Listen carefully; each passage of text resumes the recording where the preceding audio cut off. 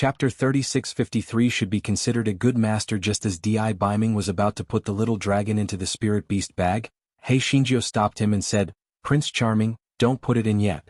After I pull out the last black iron chain, let it take us out." Di Biming nodded. He held the dragon horn on the little dragon's head with his hands and watched Hei Shinjio pull out the last 10,000-year-old black iron chain. The little dragon's heart was broken. What happened to the master and the spiritual pet loving each other? What happened to the godly beast treatment? Why was it like a burden now? The little dragon raised its head and wanted to look at Hei Shinjio. Thinking of the threat from the two of them, it immediately looked at the roof. It was most likely the most aggrieved dragon in history. Finally, Hei Shinjio pulled out the last black iron chain. The entire stone hall began to tremble violently. Hei Shinjio knew that the stone hall was about to collapse. "Little perverted dragon, hurry up and bring us out. Otherwise you'll starve to death," Hei Shinjio said fiercely. The little perverted dragon felt that it had nothing left to live for. Couldn't it be gentler with its threats? However, the little dragon did not dare to resist. When Hei Shinjio regained her sight, she was already outside. The altar had already begun to collapse. Emperor Nan Xian and the others looked at Hei Shinjio in confusion. Was she destroying the golden dragon? A certain dragon had already hidden the little dragon in his wide sleeves, so no one had discovered the little dragon. "Come and read on our website Wuxia World site." "Thanks," Hei Shinjio said pretentiously. "I've already killed that evil dragon. Don't worry. There won't be any more evil dragons causing trouble in the future." The little dragon in one of the sleeves could not help but tremble. From the sound of it, he had been killed by these two perverts in his previous life? Did that mean that he had acknowledged the thief as his father? However, on second thought, if he had not died in his previous life, he would not have been there. Thus, this pair of perverts should be his biological parents. At this thought, the little dragon's resentment towards a certain dragon and Hei Shinjio lessened. Although they had fiercely threatened him, they had not done anything to him, so he should still be considered a decent master, right? Right? Emperor Nan Xian sang praises and praised the virtues for a while. He finally let out a long breath. Without this bullshit divine hall, he was also much more relaxed. Otherwise, he would have been suppressed to death by the imperial preceptor of the Lihen Palace.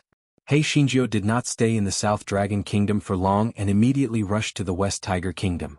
The situation in the West Tiger Kingdom was even more serious than that of the South Shen Kingdom. As soon as Yun Chujio and the others' flying spirit tools arrived outside the capital of the West Tiger Kingdom, angry civilians clashed with the officers and soldiers who were maintaining order. Emperor Shiwen wished that he could arrest all the troublemakers. However, the law did not punish the masses. There were more than 10,000 people gathered outside the city. If the matter was blown up, his throne would be hard to guarantee. Yun Chujio was not too surprised to see the situation outside through the observation window. The imperial preceptor of the Lihen Palace had been rooted for many years. The matter regarding the divine beasts was deeply ingrained in the hearts of the civilians. It would not be so easy to eliminate the influence in a short period of time. The West Tiger Kingdom was still different from the Southern Dragon Kingdom. After all, the golden dragon of the Southern Dragon Kingdom was lustful before, and it had long been the subject of complaints. The white tiger of the West Tiger Kingdom was very low-key, except for a few calls during its birthday every year. It was usually silent. However, she didn't know how the imperial preceptor of the West Tiger Kingdom persuaded the white tiger to come out and slander her. When the commoners saw that Yun Chujio had not dismounted from the flying spirit tool, they were certain that she had been intimidated by them. Their shouts became even louder. "Female Emperor of Zephyr, get out of our West Tiger Kingdom." Chapter 3654 Fighting Poison with Poison. Shui Wuji raised his eyebrows. "Little Sister Jiu, it'll kill a few hundred people and they'll stop." Yun Chujio smiled faintly. Although it's effective to deal with these ignorant people by force, it's inevitable that they will have a rebellious mentality. I'll give them a fighting poison with poison. Brother Wuji, just watch. Shui Wuji was wondering what Yun Chujio meant by poison to poison when he saw Hei Shinjio fly out from the porthole. Yes, she flew out on little Wu Yun. The crowd immediately exploded. Everyone looked at little Wu Yun and Hei Shinjio in the sky in horror. This Zephyr Empress was sitting on Wu Yun? Can't be. Perhaps it was just a flying spirit tool that looked like Wu Yun? Just as everyone was wondering, they heard a rumbling sound. Wu Yun had dropped more than 10 bolts of lightning. Everyone was dumbfounded. It was really Wu Yun? How did Wu Yun become the flying spiritual artifact of the Zephyr female emperor? Didn't Lady White Tiger say that the Zephyr female emperor was a scourge and a jinx? If that was the case, how did Wu Yun, the emissary of Tiandao, become her flying spiritual artifact? Just as everyone was bewildered, He Xinjia's crisp voice came from the little Wu Yun. I am the emissary of the divine phoenix, and I am the favored child of the Tiandao. How can I be the jinx that you all speak of? You may have heard that the Lihen Palace has committed all kinds of crimes, including burning, killing, and plundering. Therefore, all of this must be a lie fabricated by that national advisor Luan Qin. Everyone looked at each other. Was what the female emperor of Zephyr said true or what the Grand Tutor said true? Come and read on our website Wuxia World site. Thanks. Someone in the crowd immediately questioned. These words were said by Lord White Tiger. Could it be that Lord White Tiger would lie? He Xinjia's mouth twitched in her heart. Pui? Why couldn't White Tiger lie? That evil dragon was also lecherous. However, this fellow sighed on the surface and said, Lord White Tiger naturally wouldn't lie. However, Lord White Tiger doesn't care about the affairs of the world, so it's inevitable that he would be deceived by a treacherous person. If you are still worried, wait for me to confront Lord White Tiger, okay? When everyone heard this, they felt that this matter was more reliable. No matter how arrogant this female emperor of Fenghua was, would she still dare to go against Lord White Tiger? Thus, everyone finally made a path for Yun Chujio and the others to enter the capital. Emperor Shiwen wiped the cold sweat off his forehead. He moved closer to Yun Chujio and whispered, Your Majesty Fenghua, I don't know what Luan Qin said to Lord White Tiger. Lord White Tiger suddenly appeared a few days ago and said those words. You must be careful. Yun Chujio nodded, her face calm because she was confident that she could take care of the White Tiger. Moreover, this guy was thinking that after the White Tiger turned into an egg, he could give it to Shui Wuji. The group soon arrived at the Divine Hall. The door of the Divine Hall was closed and 2 guards stood at the door, saying arrogantly, the Imperial Preceptor ordered that Lord White Tiger doesn't like to be disturbed. Leave quickly or don't blame us for being rude. Just as Emperor Shiwen was about to explain, Shui Wuji had already slapped the 2 guards to death and kicked open the door of the Divine Hall. The reason why this fellow was so enthusiastic was very simple. A certain Jiao had promised him that she would give him the White Tiger. This fellow was very happy in his heart and was prepared to use the White Tiger to coax his son. The people watching from behind were obviously shocked by Shui Wuji's ruthlessness. For a moment, no one dared to say anything more and just watched Yun Chujio and the others walk into the Divine Hall. Chapter 3655. He Xinjiao confronts White Tiger. When Yun Chujio and the others entered the Divine Hall, guards immediately came up to stop them. Shui Wuji did not stand on ceremony either. He killed every single one of them. Emperor Shiwen was shivering on the side. Oh God! What was the background of this red-clothed great devil? How could he be so terrifying? The national advisor Luan Qin finally appeared. He said with a gloomy and cold expression, Are you planning to make an enemy of Lord White Tiger? Aren't you afraid that Lord White Tiger will show his power and kill you all, leading to the destruction of the West Tiger Kingdom? Yun Chujio couldn't be bothered to talk nonsense with him. She signaled with her eyes and the great killing tool Shui Wuji and the ultimate killing tool Di Biming attacked at the same time. Luan Qin didn't expect that they would be so valiant. They didn't even need to use diplomatic language to attack. He shouted anxiously, Lord White Tiger, help! Help! The shadow of a majestic white tiger quickly appeared on the 9-story altar. It raised its head and let out a sky-shaking roar. Luan Qin immediately revealed a proud expression. Still not stopping? Don't tell me you want Lord White Tiger to personally kill all of you? His proud expression quickly turned into fear because an ice arrow had pierced into his glabella. He fell to the ground unwillingly. These people were not even afraid of the White Tiger? The White Tiger on the altar was obviously very shocked. These foolish humans actually did not listen to its orders? Just as the White Tiger was about to make a move, it saw a little girl looking at it with a smile. White Tiger. You are the White Tiger? You say that I am a jinx and that I am a scourge? Are you blind? White Tiger, Emperor Shiwen, the angry crowd that was waiting for the confrontation, come and read on our website Wuxia World site. Thanks. The phantom of the White Tiger trembled. It was obviously extremely furious. It roared in the human language, You are a jinx and you are a scourge. Otherwise, why did you kill Luan Qin? Don't you know that he is my servant? He Xinjiao crossed her shoulders and tiptoed. She said leisurely, You have to pay attention to the evidence when you speak. What evidence do you have to prove that I am the jinx, the scourge? If you can believe my nonsense, I will say that you are the jinx, the scourge.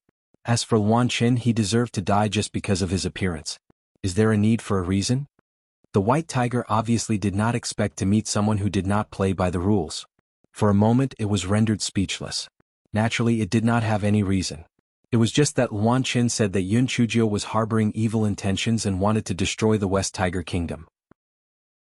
He wanted it to help out so that the West Tiger Kingdom would not be taken over and it would not be disadvantageous to it. The white tiger saw that Luan Qin had been quite meticulous in serving it all these years, so it agreed. Anyway, it was not a big deal. Who would have thought that the female emperor of Zephyr would actually come and confront it? The white tiger was silent for a moment before it said arrogantly, "I'll do whatever I say. I don't need any reason. Either you leave the West Tiger Kingdom now, or don't blame me for being impolite." He Xingqiu looked at it with disdain. "Come on, you're welcome to be impolite to me. I'd like to see what kind of ability this little white cat of yours has." Little white cat? The white tiger was so angry that it almost fainted. It suppressed its anger and said calmly, "Come up to the altar, I have something to say to you." He Xingqiu showed an even more contemptuous expression. "Do you think I'm a fool? Go up and let you take care of me? Come down and take care of me if you have the ability? Stupid cat." Although the white tiger did not know what a cat was, it was not a good thing. It gritted its teeth and started to wave its claws. Chapter 3656 Deserved to die 10,000 times. Di Biming held Yun Chujia's hand without batting an eyelid. He did not want He Xingqiu to be the only one to be teleported in later. At this moment, Shui Wuji sneakily moved to Di Biming's side. He grabbed Di Biming's arm and said while licking his face, "Everything is urgent. Everything is urgent." Di Biming's expression instantly darkened. Just as he was about to throw this idiot away, a ray of light flashed past. When he opened his eyes again, he had already arrived in a stone hall. In the middle of the stone hall was a stone platform. There was a huge skeleton on it, and on the ground was a huge white tiger skin. The ferocious white tiger shadow was looking at them with hostility. "Wow!" Shui Wuji exclaimed in surprise. "The skin of the white tiger is really good. Little Sister Jiu, I think the skin of the white tiger and the nine-tailed fox is even better. You can make a cloak by then." Hearing Shui Wuji's words, He Xingqiu was stunned. Why was the head of the black chicken also teleported in? On second thought, she knew what the guy was planning. Was he afraid that the white tiger egg would be contracted by her or the pretty boy if he was not careful?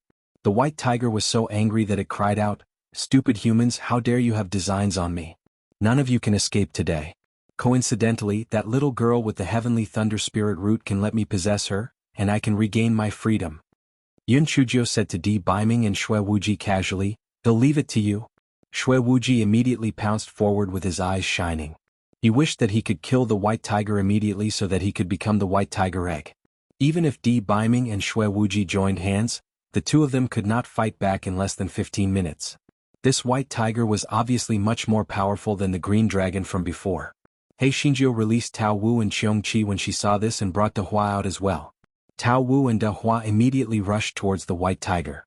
Only Qiong Qi came to He Xingjia's side with a fawning expression. She said, "Little fairy, didn't you say that you have the opportunity to use the great void soul nourishing formation to nourish our souls?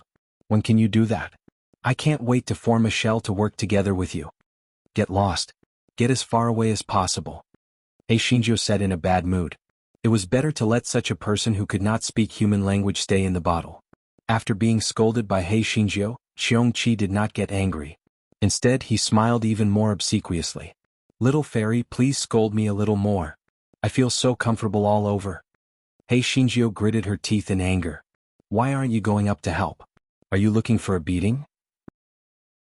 Hearing this, Qiong Qi immediately joined the battle. Then he said to White Tiger, "Tisk Teeth, I say, you are really unlucky to have met He Xinhuang's little fairy. Don't you know that she is the worst person in the world? I advise you to struggle. Let the three of us tear you apart and eat you." The white tiger was so angry that it was twitching. If it knew that this wretched girl had the remnant souls of Qiong Qi and Tao Wu, it would not take the initiative to provoke her. It was all that damn Wan Chen's fault. No wonder that wretched girl said that he deserved to die. Indeed, he deserved to die. He deserved to die 10,000 times. Naturally, the white tiger would not really give up on resisting. If it did not fight with all its might, it would lose its life. Unfortunately, even though it struggled with all its might, it could not escape the fate of being eaten in the end. Qiong Qi burped as he ate. He felt that the little girl who followed the black-hearted girl back then was absolutely right. If he did not follow her, How could he have the fortune to eat the remnant souls of the divine beasts? Chapter 3657. The miserable Shui Wuji. If there was anyone who was the most nervous in this stone hall, it would be Shui Wuji. This fellow had long heard He Xingjiu describe the process of the golden dragon turning into an egg, so he stared at the skeleton and fur on the stone platform. He had already thought it through. Once the white tiger egg appeared, he would rush up and put it into the spirit beast bag to prevent any accidents from happening again. As he expected, the skeleton and fur on the stone platform were burning, and a white tiger egg appeared in the end. Shui Wuji jumped to the front of the white tiger egg and tried to put the egg into the spiritual beast pouch. To his surprise, he did not succeed. Shui Wuji was confused. Why didn't it work? He Xingjiu was confused too. Therefore she released Meng Yanshou. Meng Yanshou grinned and said, "The four godly beasts are different from other spiritual beasts. They can only be kept in the spiritual beast pouch after the contract is signed." Hearing that, Shui Wuji immediately bit his finger and made a cut. He dripped the blood on the white tiger egg and then nothing happened.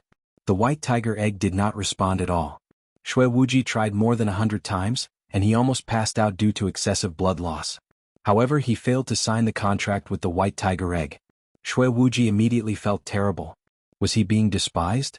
Why was the little perverted dragon with a paralyzed face crying and begging for a contract when he had almost bled out?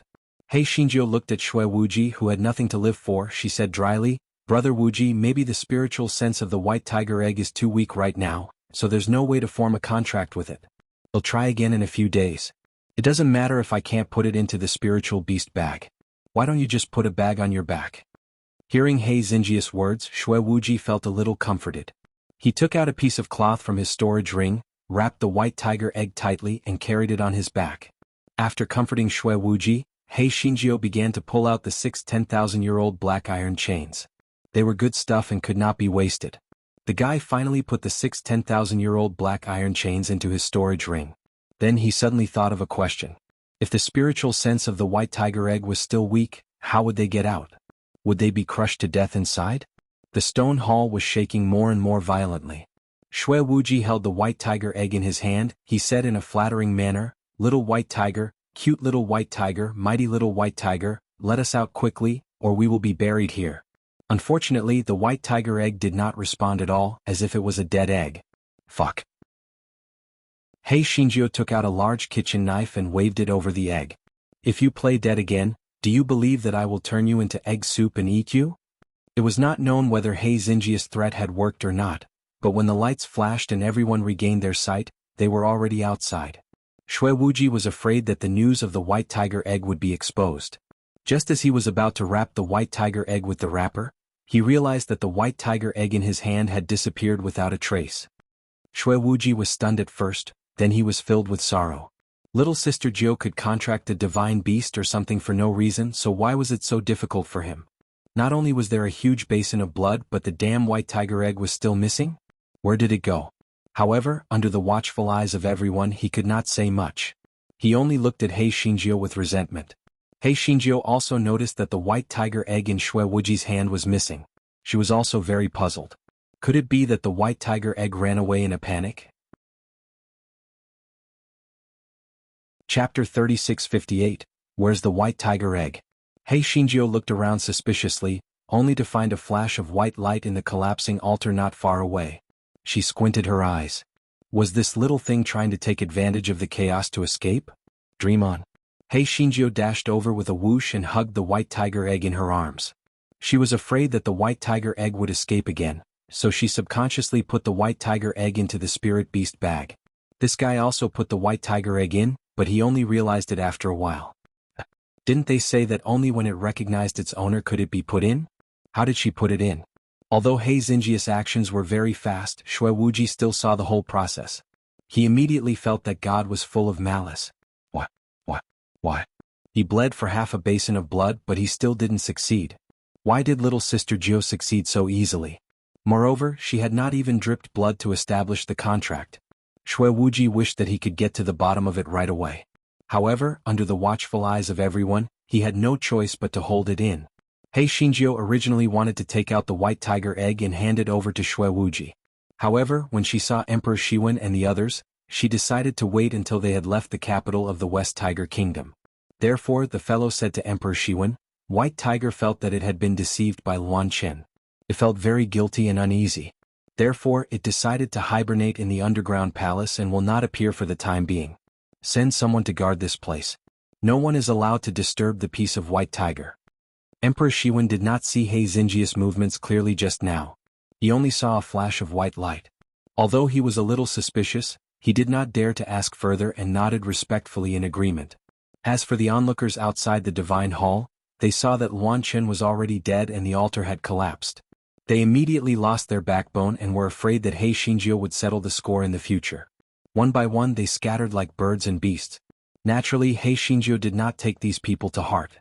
She led them out of the capital city of the West Tiger Kingdom and flew directly to the capital city of the North Mystic Kingdom on a flying spiritual device.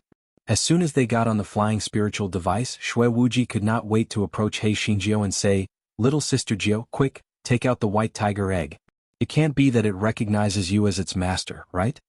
He Xinjia was also very curious. She immediately tried to take out the White Tiger egg with her spiritual sense, but there was nothing. The guy was dazed for a moment and quickly scanned his spiritual beast bag with his spiritual sense. He almost fainted from anger when he saw it. There were no more White Tiger eggs in the spiritual beast bag. Xiao Hanio and the others were fighting over a few broken eggshells.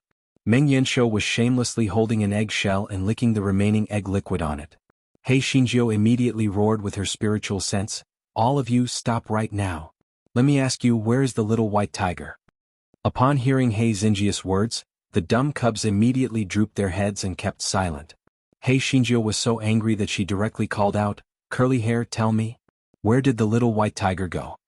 The nightmare beast acted as if it was trying to steal a bell by covering its ears. It carried the eggshell in its hand behind its back. The red rabbit blinked its eyes and stammered, No, I don't know. Meng Yanshou. He Xinjia was so angry that she directly took the nightmare beast out of the spiritual beast bag and kicked it hard. If you don't tell me the truth, I'll turn you into a eunuch rabbit today.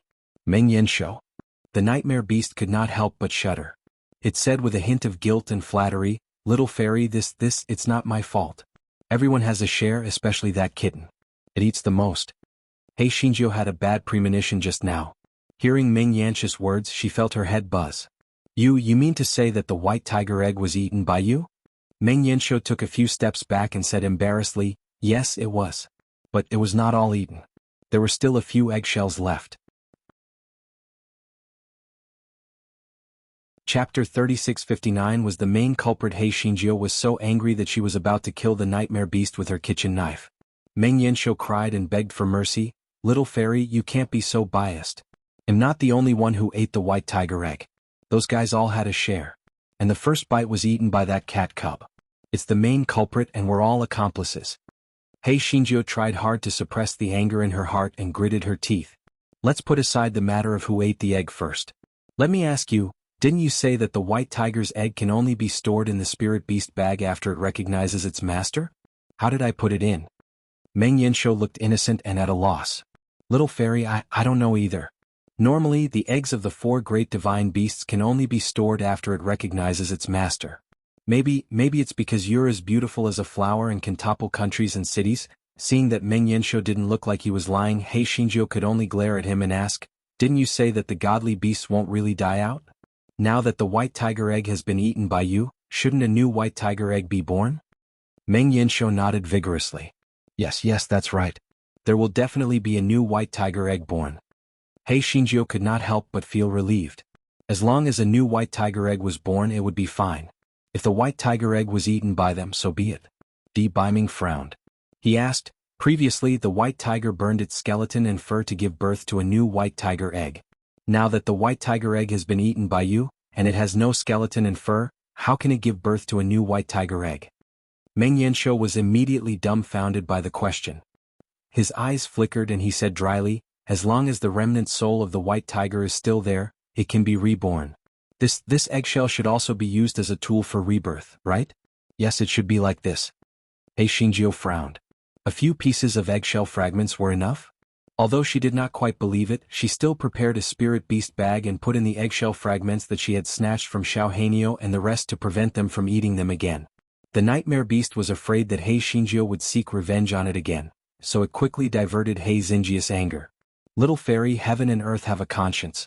When you put the white tiger egg into the spirit beast pouch, even though we were a little greedy, we didn't have the guts to eat it. Just like that phoenix egg. It had been there for so long but we didn't move, did we? It was mainly the kittens that came forward and broke the white tiger egg with their claws. With them taking the lead, we ate a little bit of it. Therefore the kittens were the main culprit. Upon hearing the words of the Meng Yanshou, He Xinjiu first transferred the phoenix egg to a separate spirit beast bag and then took out the kittens. Well done, kittens. You haven't grown much but you're getting bolder and bolder. Tell me who gave you the guts to eat the white tiger's egg. Kitten's eyes flickered and drifted. It didn't even dare to look at He Xinjiu. It stammered, I was muddle-headed. I won't do it again. He Xinjiu frowned. Kitten had always been reckless. How could it admit that it was wrong this time? Kitten saw that He Xinjiu didn't speak and its body trembled slightly. It unconsciously took a few steps back. Meng Yanshou, who was watching from the side, covered its mouth and gloated. This damned kitten, it was the one who ate the most, it deserved to be scolded. It would be better if the little girl from He Xinjiu gave it a beating. Chapter 3660. Go get the bastard. Meng Yanshou was gloating over Meng Yanshou's misfortune when he saw the kitten glaring at him fiercely, as if it wanted to eat him. Meng Yanshou was stunned. Although this kitten had the bloodline of a Pai Xiu, it never dared to explode in front of Meng Yanshou. Why did it dare to glare at Meng Yanshou today? Could it be that Meng Yanshou thought that after eating the white tiger's egg, Meng Yanshou would be able to stand up to Meng Yanshou? Meng Yanshou was about to glare back at Meng Yanshou when he saw that the cat cub had returned to its usual obedient appearance. It was as if Meng Yanshou had mistaken Meng Yanshou's fierce gaze earlier. Meng Yanshou shook the rabbit's head. Could it be that Meng Yanshou's little girl had beaten Meng Yanshou so badly that Meng Yanshou was hallucinating? He Xinjiu scolded the cat cub fiercely and took out a spirit beast bag. She grounded the cat cub and made it starve for 10 days as punishment. The kitten did not say anything but nodded obediently. He Xinjiu looked at Meng Yanshou, who was gloating, and said, You guys have been starving for 3 days too. If you do it again, humph. Meng Yanshou immediately expressed its gratitude and repentance, saying that it would definitely turn over a new leaf and become a beast cloud again. He Xinjiu could not be bothered with it and put it into the spiritual beast bag. He Xinjiu then looked at Shui Wuji with a dry smile. Brother Wuji, you heard it too. The white tiger egg might still be reborn, so we can only wait. If you think that waiting is too long, aren't we going to the North Shen Kingdom? He'll just give that bastard to you? Shui Wuji, bastard? Why did it sound so awkward? Could it not be said that it was a black tortoise egg? Shui Wuji naturally wanted the little white tiger in his heart because no matter who he chose, he would definitely choose the majestic little white tiger over a little bastard. However, there was no other choice now. The white tiger egg only had a few pieces of eggshell left. Who knew how long it would take before it could be reborn into a white tiger? If it was a bastard, then it was a bastard. Therefore, Shui Wuji sighed and said, Maybe the white tiger and I are not fated. The black turtle egg will be the black turtle egg. Although the name is not nice, it is still a godly beast no matter what. He Xinjiu felt that she had let Shui Wuji down. She quickly agreed, yes. In fact, the bastard is quite good. That thing can at least resist hunger. Also, it is a 1,000-year-old tortoise. How good is the meaning of this thing? The corner of Shui Wuji's mouth twitched as he consoled himself. This was a gift from little sister Jiu. It was a token of her goodwill. People had to learn to be content. Thus, he said with a smile, Little sister Jiu, you're right. Bastard is also quite good. Let's speed up and quickly go get that bastard. He Xinjiu added a few more sentences and then talked about other matters. This matter had temporarily come to an end. He Xinjiu thought of the giant winged birds that she had seen when she swept her gaze across the spirit beast pouch. She calculated in her heart that once the matter with the North Shen Kingdom was settled, if there was no movement from the Lihen Palace, she would go to the boundless ice abyss on the immortal Yuan continent to restore the souls of Qiongqi and Tao Wu. On the way, she would help these giant winged birds find a new nesting spot. He Xinjiu thought to herself, with this calculation, she still had many things to do. She had to hurry up. The journey was very smooth. 2 days later, the flying spiritual device arrived at the capital of Beishen Kingdom. Outside the capital of Beishen Kingdom, there were still angry people shouting at the Empress Jiu to get out of Beishen Kingdom. He Xinjiu did the same thing and sat on the little Wu Yun. She easily appeased the onlookers and then went to the divine hall of Beishen Kingdom with Emperor Beijing. Chapter 3661 Turtle Shell. Hei Xinjia's current mood could be described as nonchalant, because she felt that there was basically no challenge left. It was just a formality to get the black tortoise egg. What she thought was that everyone was blocked out of the temple. The entire temple was covered by a huge turtle shell. Beixian Kingdom State Preceptor Fan Ji once again incited the people of Beixian Kingdom. Lord Black Tortoise orders you to take down the female emperor of Fenghua immediately, or else the calamity will fall on Beixian Kingdom. The people saw the huge turtle shell and naturally believed Fan Ji's words even more. They started to clash with the soldiers who were blocking them, and the scene was very chaotic for a moment. Emperor Beijing looked at Empress Jiao with a worried expression. Your Majesty Fenghua, look, what should we do? We have never seen this turtle shell before. How could such a huge turtle shell suddenly appear out of nowhere? Hei Xinjia's eyes lit up when she saw the big turtle shell. The little bastard's turtle shell had already cracked, so she could use this big bastard's turtle shell to replace it. It looked very sturdy. Hei Xinjiao rolled her eyes and shouted into the turtle shell, Master Black Tortoise, if you don't let us in, don't blame me for being rude. I'm going to destroy your big bastard's turtle shell. Fan Ji's arrogant voice came from inside. Female Emperor of Zephyr, I advise you to either surrender or leave as soon as possible. Don't even think about opening this turtle shell. This is Black Tortoise's shell, you can't open it. Hei Xinjiao pursed her lips and slashed at the turtle shell with the kitchen knife. There was no reaction from the first cut. There was still no reaction at the second strike. At the third strike, a tiny crack finally appeared on the turtle shell. Hei Xinjiao was delighted. She burned the small flame and slashed with the large kitchen knife. Finally, a big crack appeared on the large turtle shell. This fellow was feeling proud. No matter how hard your big bastard shell was, how could it be as hard as the 10,000-year-old black iron chain? A crack would appear sooner or later. Fan Ji, who was in the courtyard, found that there was a crack in the turtle shell. His face was ashen. How was this possible? This was the turtle shell of the black tortoise. Just as he was thinking, the turtle shell suddenly shrank and turned into a small piece of turtle shell, falling to the ground. Before he could pick up the turtle shell fragment, Hei Xinjiao and the others rushed in. Hei Xinjiao looked at the small turtle shell fragment on the ground and was suddenly enlightened. No wonder it could not be stopped. It was just a small piece. Fan Ji was about to pick up the turtle shell fragment when a red shadow rushed over. Without any explanation, it was a spiritual attack. Hei Xinjiao saw that Shui Wuji had entangled Fan Ji, so she held the small turtle shell in her hand and examined it. She didn't see anything special about it. It was probably just a part of the black tortoise shell. When Hei Xinjiao was studying the turtle shell in her hand, a light flashed and Hei Xinjiao disappeared on the spot. Di Baiming gritted his teeth in frustration. He never thought that the turtle shell had the ability to teleport. If he had known earlier, he would have held little Jiao's hand. Di Baiming looked at Fan Ji coldly and joined the battle. In less than 15 minutes, Fan Ji's spiritual power was restrained by Di Baiming. Under interrogation, Fan Ji told him what he knew. It turned out that the turtle shell fragment was lent to Fan Ji by the black tortoise to protect the divine hall. As for the turtle shell's ability to teleport, he didn't know. Chapter 3662 Sinking Fish Pulp. Shui Wuji asked fiercely, even if you don't know the transfer function of the turtle shell, you should be able to get in contact with the black tortoise, right? Tell it to release little sister Jiao quickly or else it'll kill you. Usually the black tortoise only contacts me when it has orders. I have no way to contact it. Shui Wuji naturally did not believe what he said and directly asked Di Baiming to search his soul. Unfortunately, Di Baiming's soul search did not yield any results, and Fan Ji soon bled to death from all 7 orifices. Shui Wuji held his breath and kicked Fan Ji a few times. He was not concerned about the black tortoise egg, but was afraid that Yun Chujiao would be in danger again. This black tortoise was obviously more cunning than the golden dragon and white tiger. He wondered where little sister Jiao had been taken to. He could only comfort himself. Little sister Jiao had a way of dealing with remnant souls. This time there should be no problem. Di Baiming's expression was also very gloomy.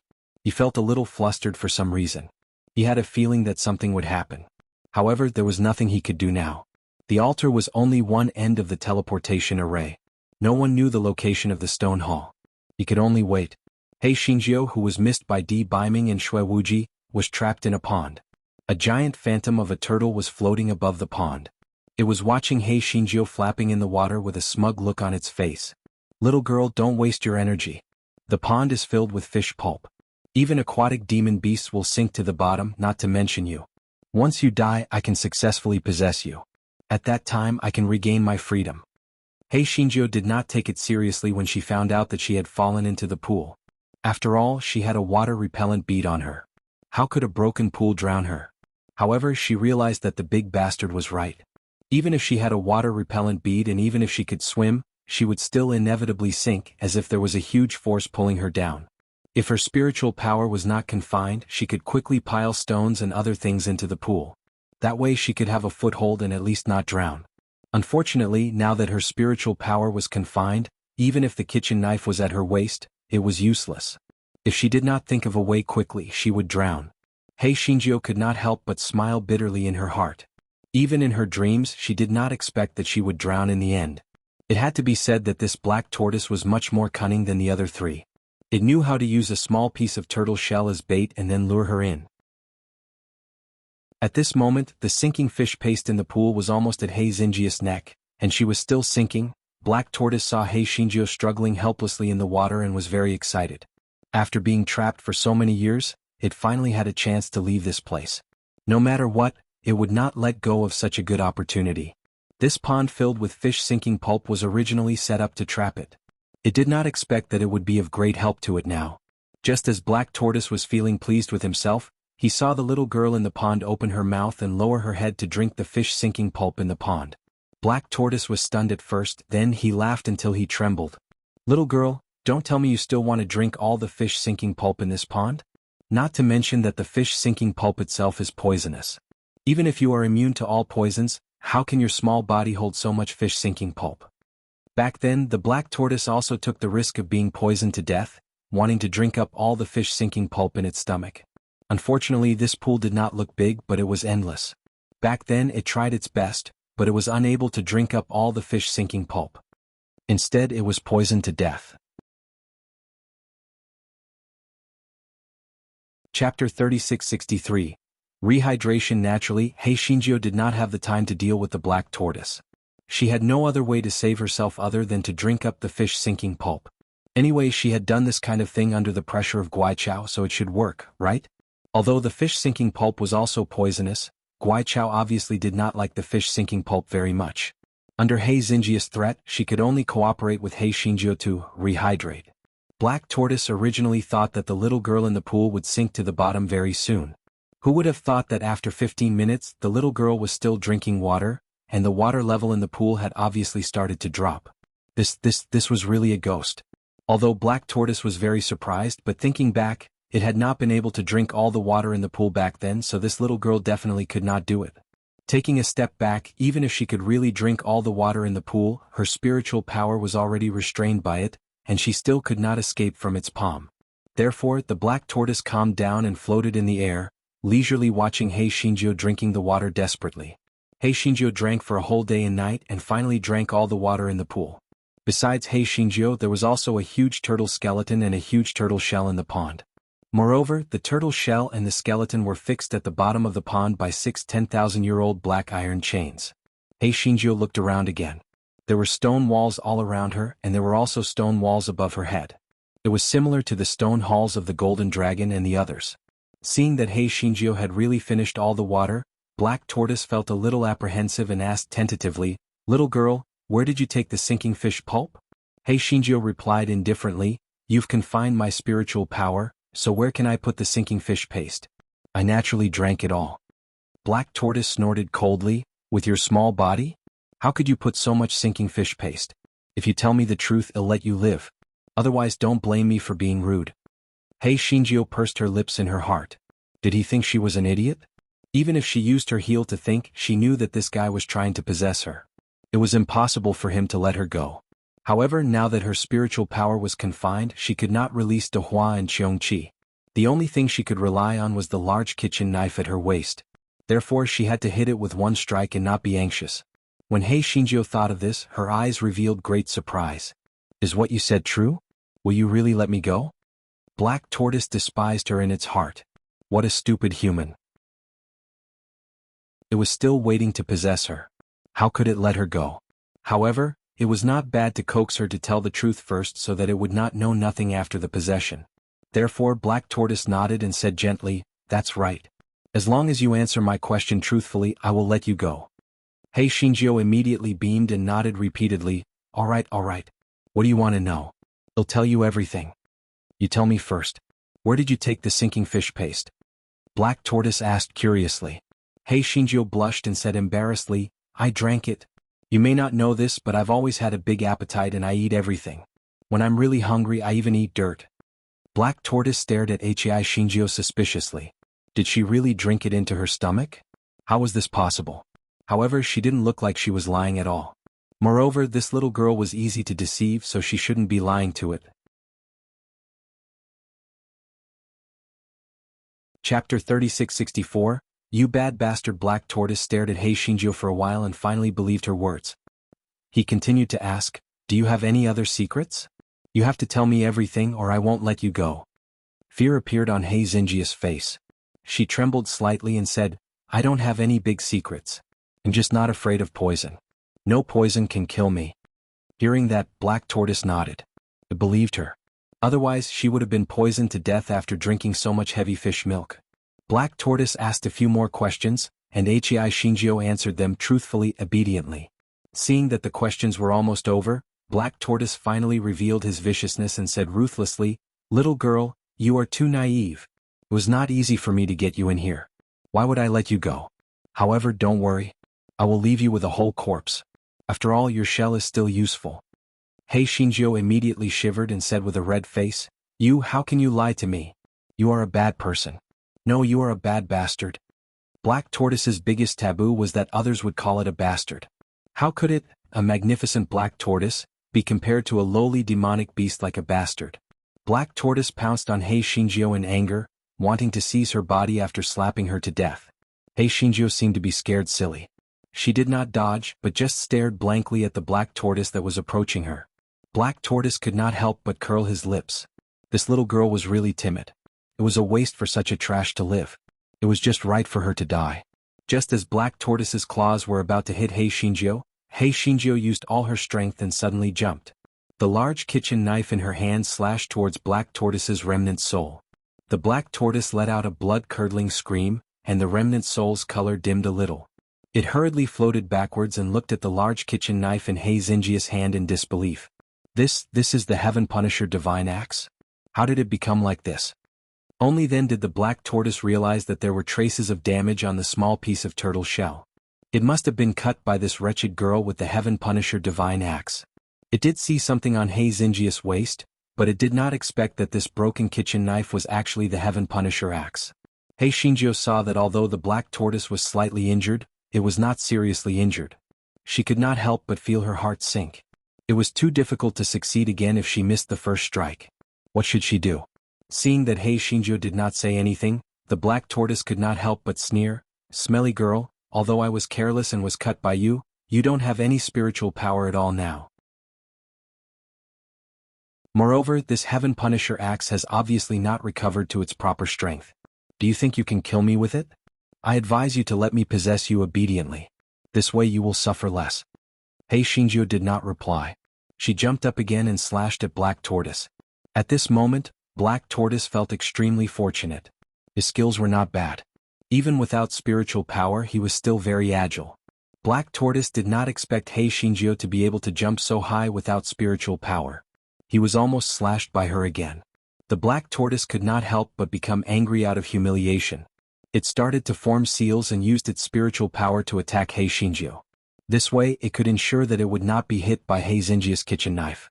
Hei Shinjio dodged the black tortoise's spiritual power attack in a sorry state.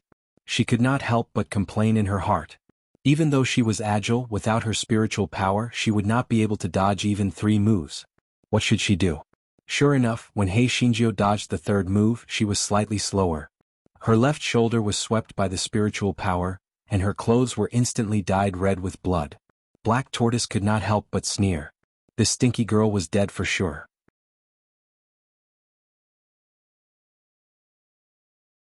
Chapter 3665. Sword Intent of Chaos. Yin Chujio grimaced in pain. Before she could check on her injuries, the black tortoise's spiritual power attack had arrived. Yun Chujio quickly rolled on the ground and managed to dodge the black tortoise's spiritual power attack. However, her back bumped into the turtle shell that was fixed by the 10,000-year-old black iron chain. Hei Xinjia's heart skipped a beat, and she immediately crawled into the turtle shell. The black tortoise was stunned at first, then it was so angry that it gritted its teeth. The turtle shell was fixed by the 10,000-year-old black iron chain, and it could not move at all. The turtle shell that it used to teleport Yun Chujio over was the turtle shell that it had peeled off in the past. Its firmness could not be compared at all.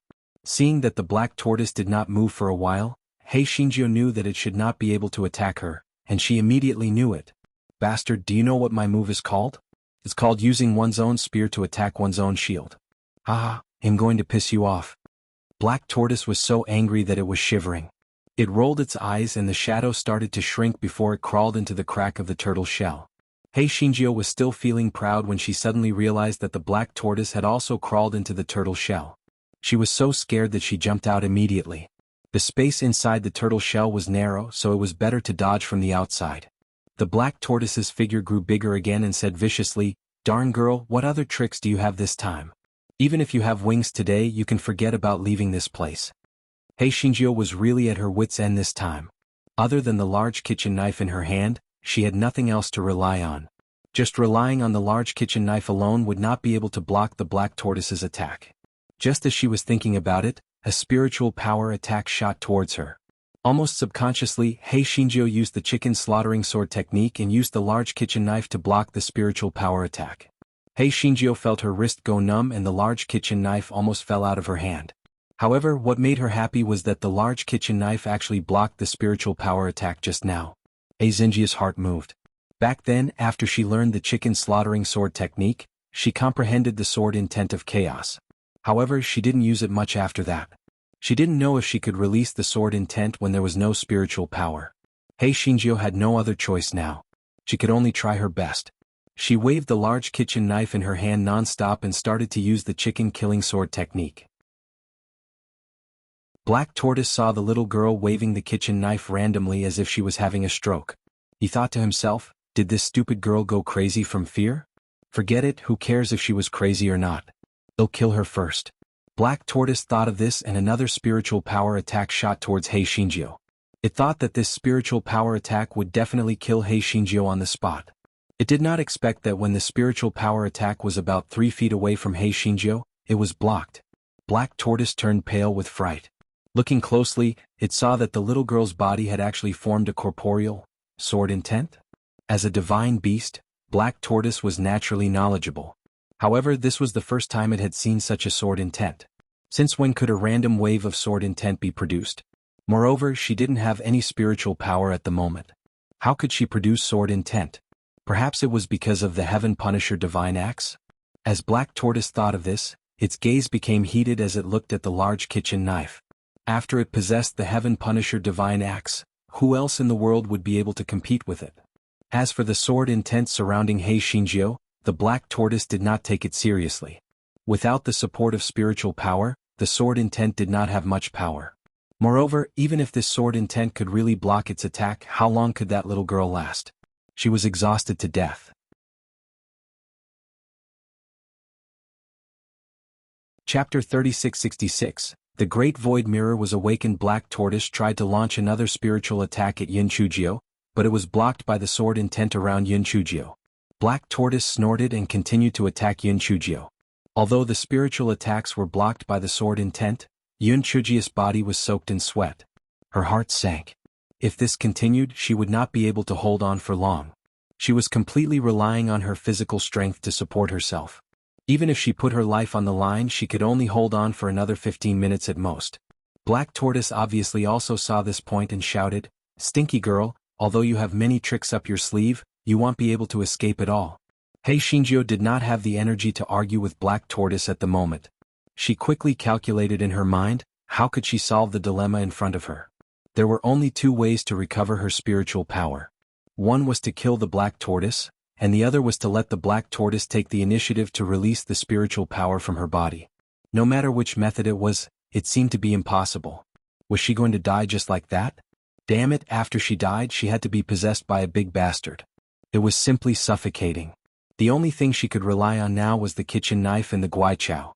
However, this stone hall should be deep underground, so the method of summoning spiritual beasts was basically useless. Moreover, the demonic beasts were very afraid of the black tortoise, so how would they dare to attack the stone hall? Shinjo thought about it and had a thought. The guai chow had another ability, and that was to spit out poison. Although it was similar to pulling teeth from a tiger's mouth, but now that it was in a life-and-death situation, it had no choice. Go Weiba, give me a drop of Ruo Shui, I will use it to take care of the black tortoise, Shinjo said to the guai chow with her spiritual sense. The guai chow shook its leaves, indicating that it had already eaten up all of Ruo Shui. It was gone. Yun Chujio was skeptical. She felt that guai chow was lying. Go Weiba, think carefully. If I were to be possessed by that big bastard, your situation would not be any better. You are not saving me, you are saving yourself. Shinjo said coldly. Guai chow shook its leaves again, indicating that it was helpless. It had no other choice. Shinjo was furious. She was not raising a tenant but a fucking ancestor. One or two of them could do nothing but eat. Guai chow could produce other poisonous liquid, but that would not have much effect on the black tortoise, let alone just a few drops. Just as Shinjo was feeling desperate, the great void mirror that had not moved for a long time trembled.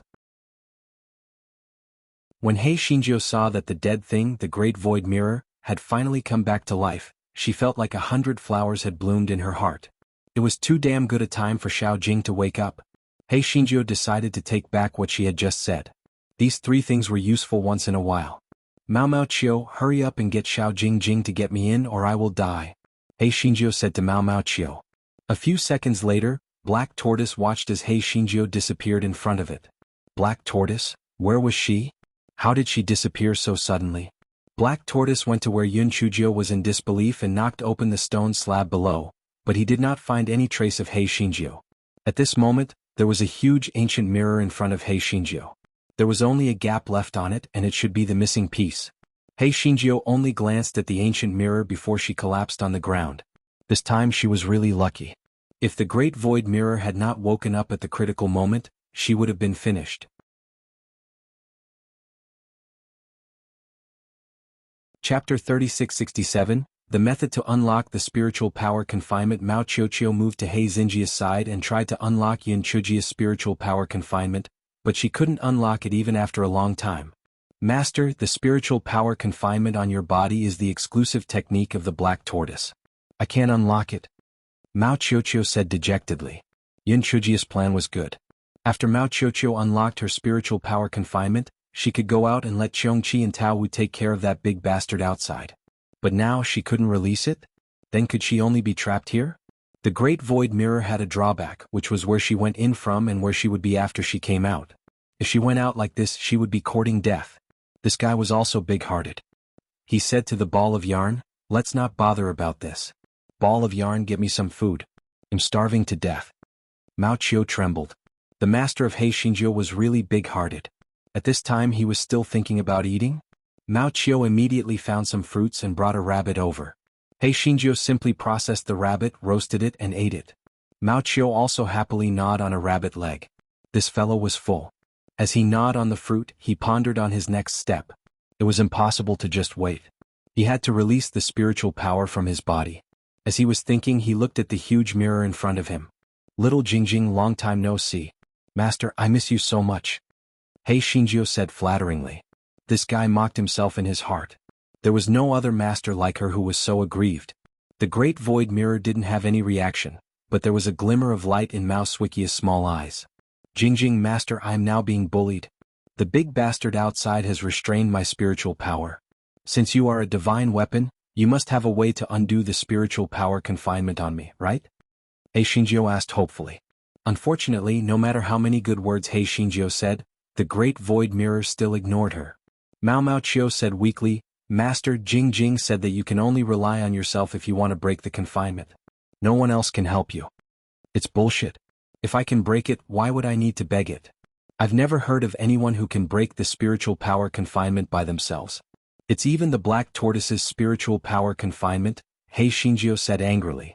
As soon as Shinjo finished her words, the great void mirror trembled slightly, and Shinjo fell to the ground uncontrollably. Shinjo was so angry. She naturally knew that this was the great void mirror's doing.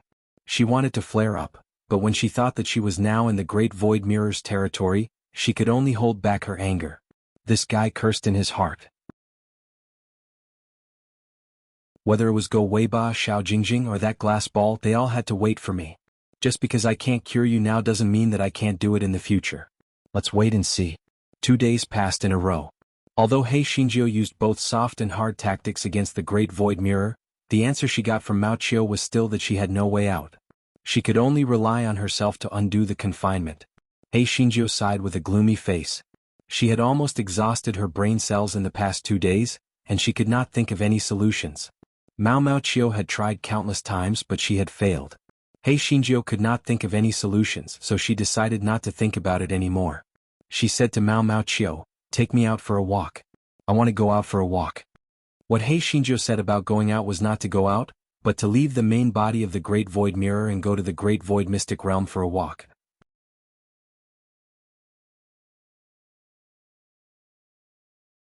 Chapter 3668 Thought of a good idea. Mao Qiu obediently brought Yun Chujiu away from the main body of the Great Void Mirror and into the Great Void Mystic Realm. Hei Xinjiu strolled around aimlessly. The scenery in the Great Void Mystic Realm was pretty good. A gentle breeze blew gently, and Hei Xinjiu's mood was slightly better. However, very soon her mood fell into an ice cave. That was because she and Mao Qiu had encountered a level 8 Windblade long-tailed leopard. If Hei Xinjiu had spiritual power, this little thing was not worth mentioning. However, just as Hei Xinjiu was about to show off, she realized that she did not have spiritual power now. Strolling around in the Great Void Mystic Realm was like a walking meat bun. The first reaction of this guy was to turn around and run. Fortunately, this guy was fast enough. He risked his life and managed to pull away a small distance from the Windblade long-tailed leopard. While running, he suddenly stopped and stared at Mao Qiu fiercely, saying, "You idiot! Aren't you a Qiling? Why are you running? Go and take care of him."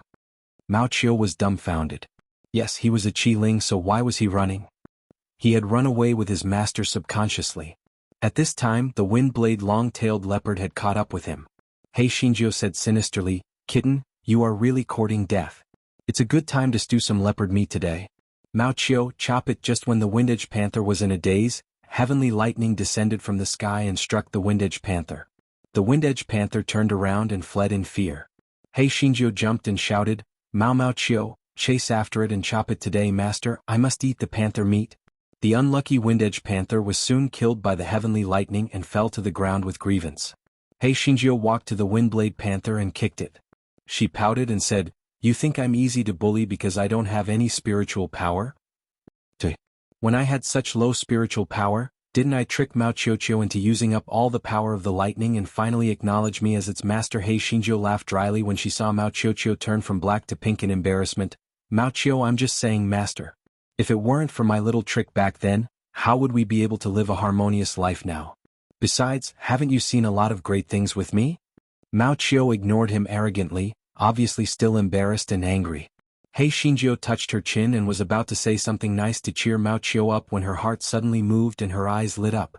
She knew how to undo the spiritual power confinement on her body.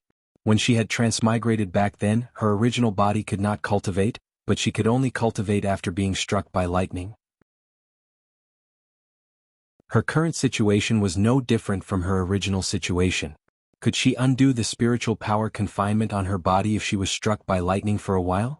Thinking of this, Hei Xinjiu waved her hands and said to Mao Qiu, "Mao Qiu, quick, come and strike me." Mao Qiu was stunned at first, then she said somewhat arrogantly, "Humph, master, are you trying to trick me into using up all the power of lightning again? Don't even think about it this time. Jing has stored a lot of power of lightning. I can do it for a few days and nights." Hei Xinjiu was delighted when she heard this. Lightning could strike here at any time. Would she be able to enter this place if she wanted to level up in the future?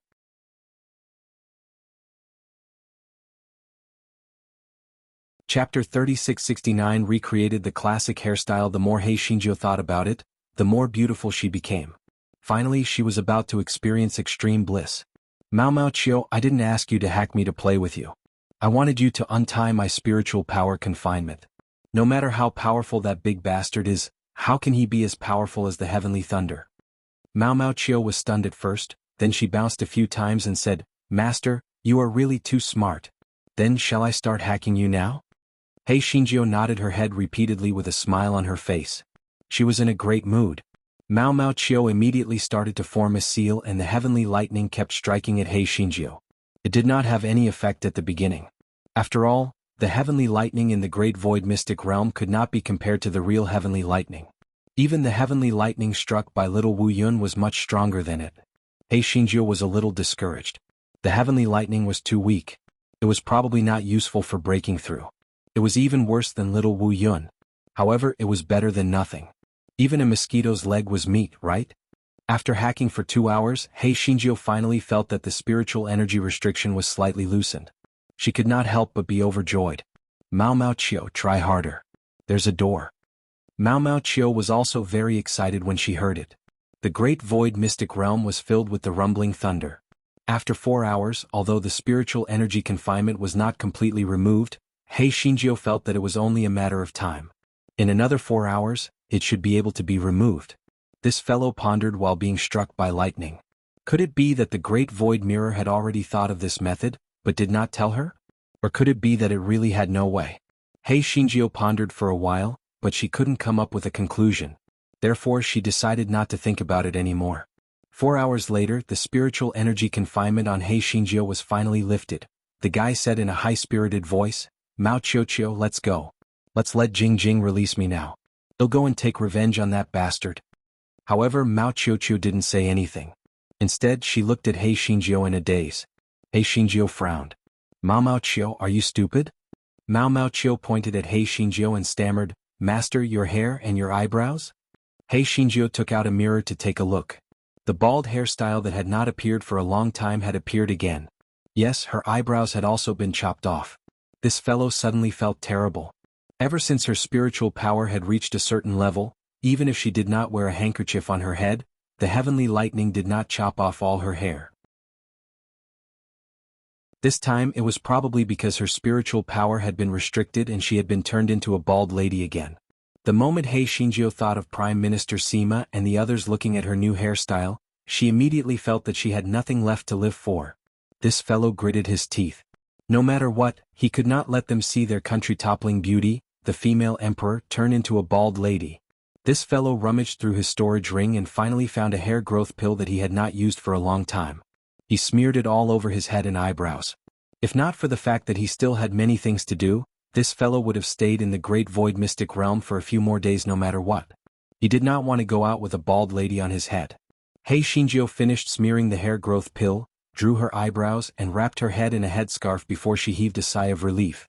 At least she could go out and meet people in this manner. Everything was ready. Hei Xingjiu and Mao Mao Qiu hopped around to find the great void mirror. Jing Jing, let me out quickly. I want to seek revenge on that big bastard. Hei Xingjiu said with a big kitchen knife in her hand. The great void mirror naturally would not answer her. Instead, Mao Mao Qiu said weakly, Master, Jing Jing said that you can only use the old way to get out.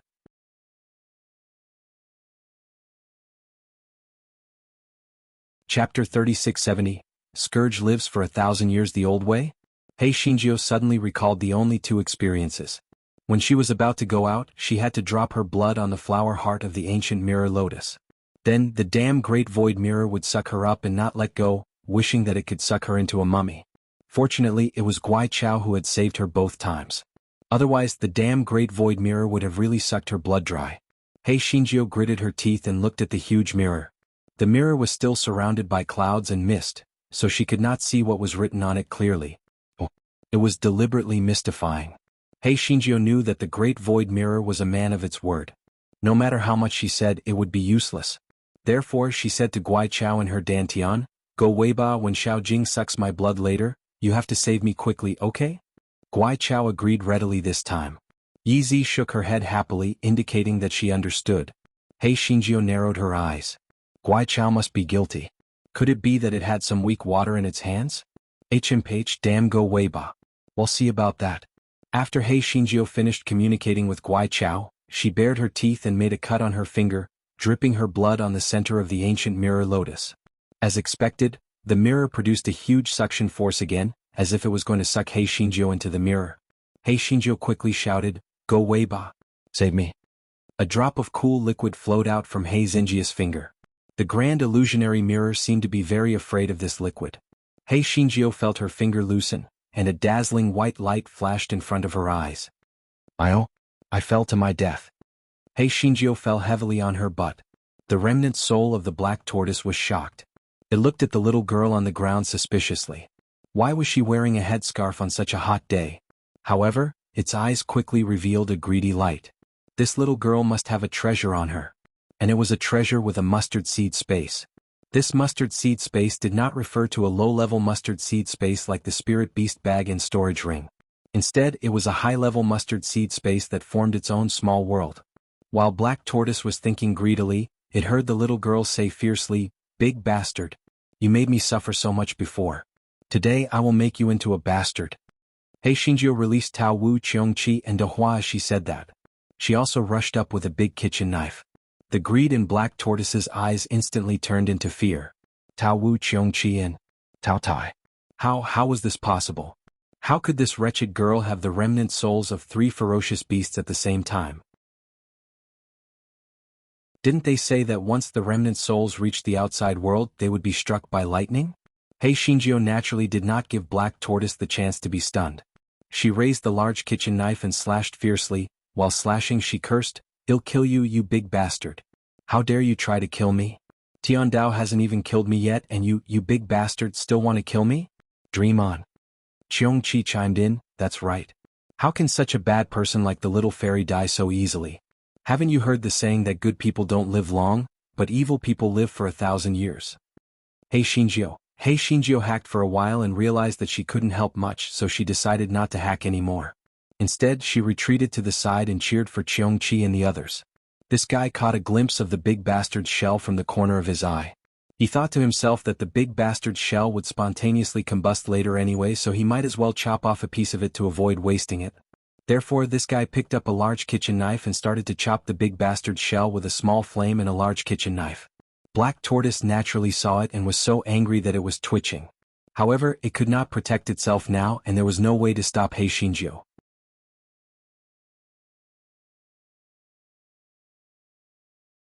Chapter 3671. The jealous Meng Yanshou Hei Xinjia's thoughts were pretty good, but the Black Tortoise's shell was too hard. Even though Hei Shinjio had a large kitchen knife and a small flame, she was so busy that her forehead was covered in sweat. It was not easy for her to chop off a small piece of turtle shell that was the size of a thumb. This was because there was some damage there to begin with. Otherwise it would not have been able to come off. "Little bastard, I'll give this turtle shell to you." Although this bastard's heart ached a little, he felt very guilty for breaking the turtle shell of little bastard's mother, so he simply put this small piece of turtle shell directly into the spirit beast pouch. Little bastard was very excited when he saw the turtle shell. Although this turtle shell was very small, being able to obtain the Black Tortoise's turtle shell was still very helpful to his cultivation.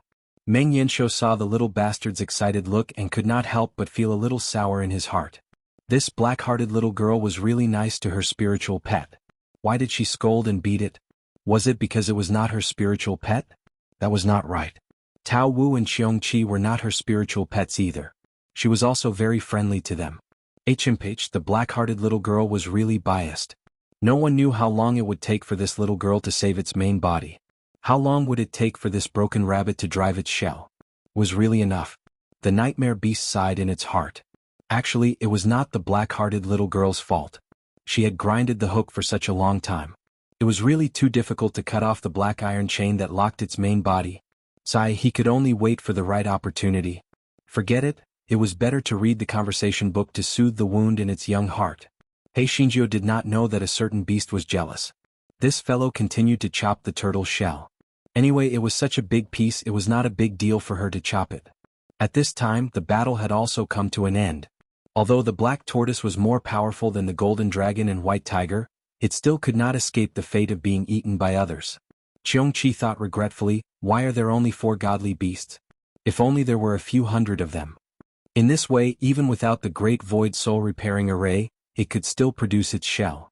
While Cheongqi was thinking, he heard Hei Shinjio exclaim, "Ouch!" It turned out that Hei Shinjio was chopping the shell when the shell and the skeleton suddenly burst into flames. The bastard was shocked. The bastard sighed regretfully, "I've worked for so long for nothing. Fortunately, I've already chopped off a small piece for the little bastard." When Hei Shinjio was sighing, the ashes had already turned into a pure white bastard. Hei Shinjio was quite disgusted with this bastard. She picked it up and put it aside, saying to Cheongchi, "Look after this bastard. He'll go and pull the 10,000-year black iron chain." Cheongchi immediately said obsequiously, "Little fairy, don't worry. I'll look after it." Yun Chujio nodded and went to pull the 6 10,000-year-old black iron chains. This thing could only be found by chance. If it was found, it must not be let go.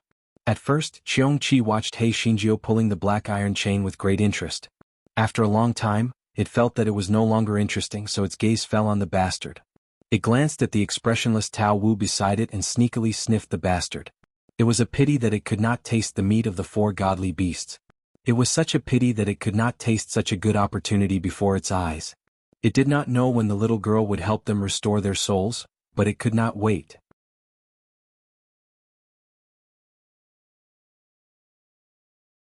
Chapter 3672. Just as Cheongchi was thinking about it, it heard a crack. It looked down and saw a crack on the black turtle egg and a few more cracks. Was it going to be born? Cheongchi felt a little guilty. Could it be because it sniffed it? It could sniff out the problem? This guy was afraid that Hei Shinjio would pursue it, so he quickly shouted, little fairy, come and take a look. This bastard has cracked." Hei Shinjio heard Cheongchi's shout and hurried over. She was puzzled. How did it break its shell so quickly? Logically speaking, a turtle was the slowest. There was no reason for it to be born so soon. However, what happened next made Hei Shinjio feel terrible. Although the bastard had cracked open, there was nothing inside. It was just an empty eggshell. Where is the little bastard inside? Where did the little bastard go? Cheongchi widened his eyes. How was this possible? How could it be an empty shell? At this moment, Tao Wu reported in a muffled voice, "Little fairy, that idiot had sneakily approached that bastard just now. It must be its doing." Cheongchi was so angry that he almost fainted. "Tao Wu, you idiot. This is blatant slander. I was close to that bastard, but I only sniffed it once. How could I not smell that little bastard?" Cheongchi was afraid that Yun Chujio would not believe it, so he continued, "Little fairy, you saw the bastard crack with your own eyes. Even if I really had the intention, I did not have the chance to do it. Besides, I am only a remnant soul now. At most, I will eat the remnant soul of the little bastard. How can I eat the flesh?" Yun Chujio looked at Cheongchi. Although this Cheongchi usually spoke incoherently, it did not look like it was lying. Where did this damn bastard go? She blinked her eyes and tried to pick up the eggshell. She was even more convinced that Cheongchi was not lying because the weight was the same as before. This meant that the inside of the eggshell was empty. However, as the Xuanwu egg was too heavy and she hated it, she did not pay too much attention to it. Otherwise, she would have noticed it when she carried it just now. When Cheongchi heard Hei Xinjia's words, he immediately felt that he had been vindicated. He looked at Tao Wu proudly. "Did you hear that? The little fairy will not listen to your slander and malign me. If you complain about me again in the future, I will not forgive you." Tao Wu could not be bothered with this idiot. He only stared at the broken shell with a heavy gaze. It was actually an empty egg? Hei Shinjio could not help but smile bitterly. She had encountered strange things in the past few days. First, the obedient kitten had bitten through the white tiger's egg. Now the black tortoise egg was an empty egg. She did not know how to explain it to Shui Wuji after she left. She had promised to give him a divine beast cub, but now none of it had come true. There was still one more important thing. If the black tortoise egg was broken, could she still leave this stone hall? Yun Chujio was hoping that the eggshell would give birth to a new black tortoise, so she prepared another spirit beast pouch and kept the eggshell inside. This fellow pondered for a while. Waiting like this was not a solution. It was better to pull down the 10,000-year-old black iron chain first. If it really did not work, she could still enter the great void mystic realm to hide. What was there to be afraid of? Hence, this fellow pulled down the 6 10,000-year-old mysterious chains. Following that, the stone hall began to shake. Some stones had already started to fall off.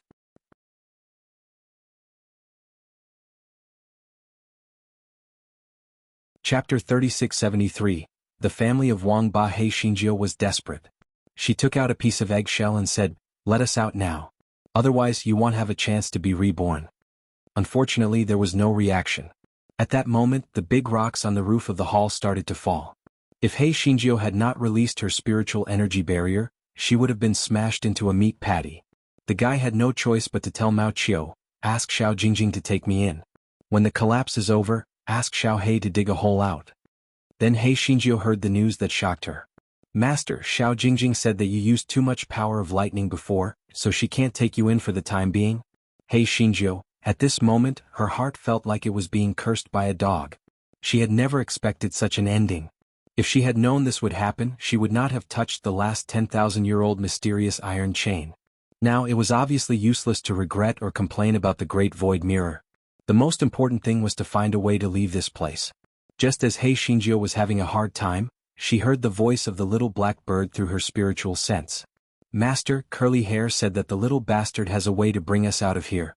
The reason why the nightmare beast did not tell Yun Chujio directly was that it was not Yun Chujia's contracted beast, so it could not communicate with her through spiritual sense.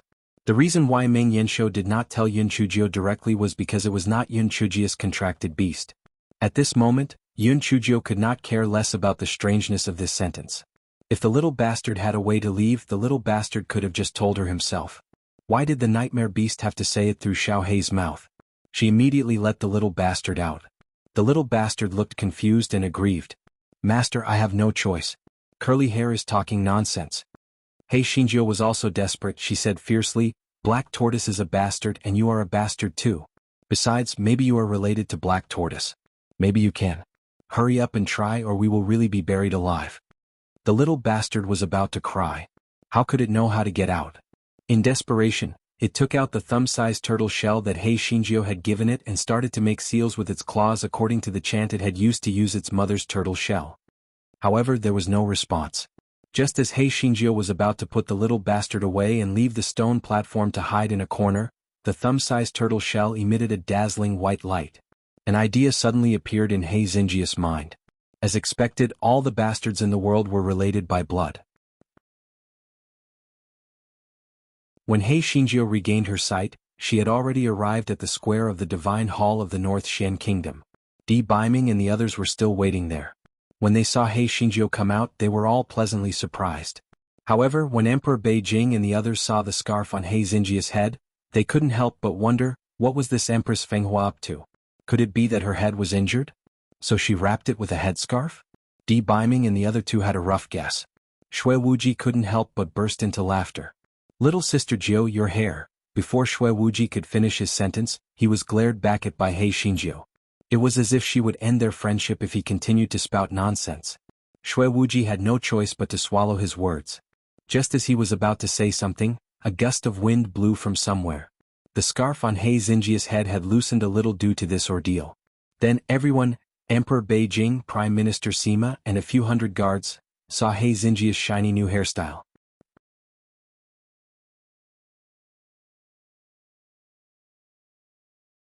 Chapter 3674 Glorious Image was destroyed. Everyone was stunned by this sudden change.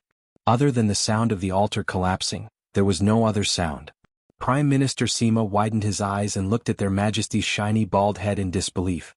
Oh God, was their Majesty quarreling with the Empress and wanting to become a monk? Shui Wuji and Enfeng wanted to laugh but did not dare to. They almost suffered internal injuries. On the other hand, when a certain someone saw He Xingjiu's shiny hairstyle, he recalled many things in the past. He looked at He Xingjiu with a doting and loving gaze. He Xingjiu's mind was blank. As she looked at the headscarf that drifted away with the wind, it was as if she saw her glorious image drifting away with it. However, this fellow quickly calmed down. He took out another headscarf from his storage ring and put it on his head. He didn't explain the matter of the hair but said, Emperor Beijing, the black tortoise has decided to sleep for the time being, so it won't appear again for a while. Send someone to guard the Divine Hall and don't let anyone in. I still have things to deal with, so I'll take my leave now. Emperor Beijing finally came back to his senses. He nodded blankly and said a few more words to persuade him to stay. He Xingjiu said a few words perfunctorily, then left the Divine Hall with Prime Minister Sima and the others, leaving the capital city of Beishan Kingdom. On the way, Prime Minister Sima realized that His Majesty and that young Master D looked normal, so he put his heart back into his stomach. When they arrived outside the capital, Yun Chujio said to Prime Minister Sima, the few of us still have things to do. Bring your men and return to the capital of the East Phoenix Kingdom immediately. If the Lihen Palace makes trouble before I return, you don't have to panic. You can just join forces with the other 8 kingdoms to resist. Prime Minister Sima was already used to His Majesty disappearing from time to time, so he nodded repeatedly and left with his men. After Yun Chujio and the other three boarded the flying spiritual artifact. He Xingjiu laughed dryly. Brother Wuji, I'm really sorry. I don't know what happened to the black tortoise, but it turned into an empty egg in the end. They'll give it to you when the eggshell gives birth to the little black tortoise. Shui Wuji opened his mouth and sighed. Sigh, it's most likely that I don't have the life of a divine beast or spiritual pet. Otherwise, why would there always be problems? Little sister Jiu, you don't have to blame yourself. You can't force this opportunity. He Xingjiu comforted him a few more times, then said to Di Biming, Prince Charming, before we go to the bottomless ice abyss of the immortal Yuan continent, let's find a sea first. I'll release the shadow-skimming giant winged bird. Di Biming frowned slightly. There's no sea on our way to the bottomless ice abyss. In the towering sky continent, only the northern continent has the sea, so you can keep it for now. He Xingjiu was a little discouraged when she heard this. However, time was of the essence, so it was better to first nourish the souls of Cheongqi and the others. It was not too late to find a place for these birds to nest after the matter with the Lihen Palace came to an end. Thus, the four of them sped all the way to the valley that led to the boundless ice abyss. No wonder this place is covered in snow all year round. It turns out that it is connected to the boundless ice abyss in the immortal Yuan continent, He Xingjiu said as she looked at the thick snow on the distant mountain.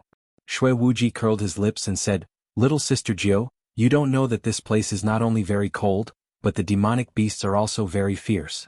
When we came from the bottomless ice abyss, we suffered a lot because our spiritual power was not as strong as it is now. However, it's different this time. Big Brother can deal with those demonic beasts alone.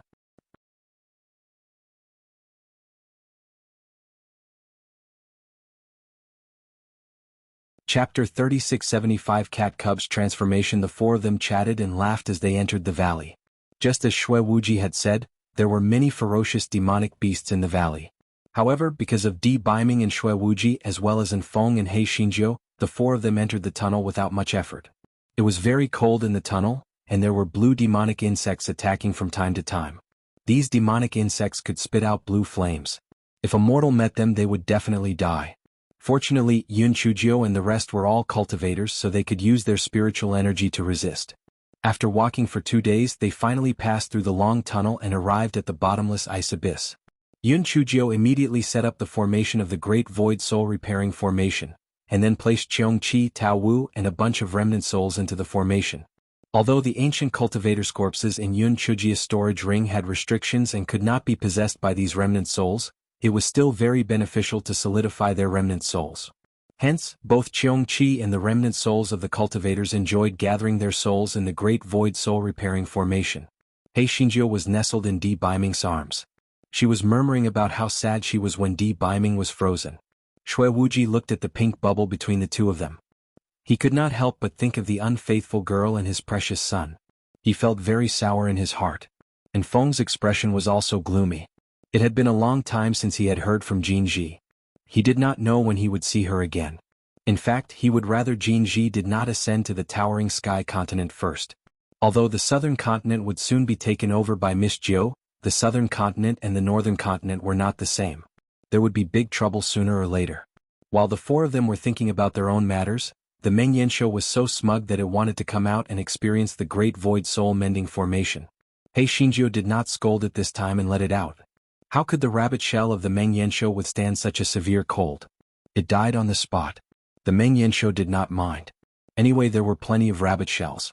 The old ones would not go and the new ones would not come. Mengyensho went into the array as well. Although his condition was different from Cheongqi and the others, there was no harm in replenishing it. He Xingjiu looked at Mengyensho and couldn't help but think that the cat cub's confinement time was almost up. Therefore, she took the cat cub out of the separate spiritual beast bag and prepared to put it into the big spiritual beast bag. However, she was surprised to find that the cat cub's originally fiery red fur was mixed with some snow-white colors. What was going on?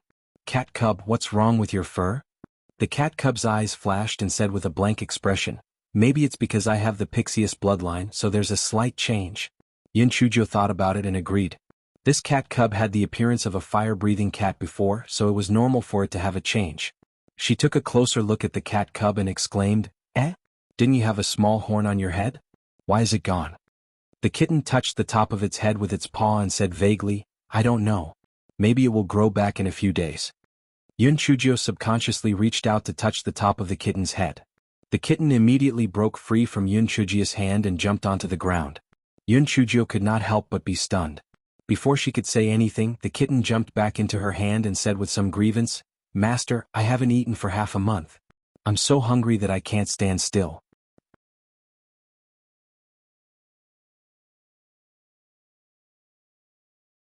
Chapter 3676. The silly cuties go hunting. Yun Chujio could not help but laugh. Yes, this kitten had been hungry for half a month. It was better to feed it something first. Therefore, Yun Chujio took out a small dried fish from her storage ring and said to the kitten, He'll let you off this time. Next time if you get into trouble again, it won't be as simple as confinement. Eat it. When the kitten saw the small dried fish, its round eyes showed some disdain.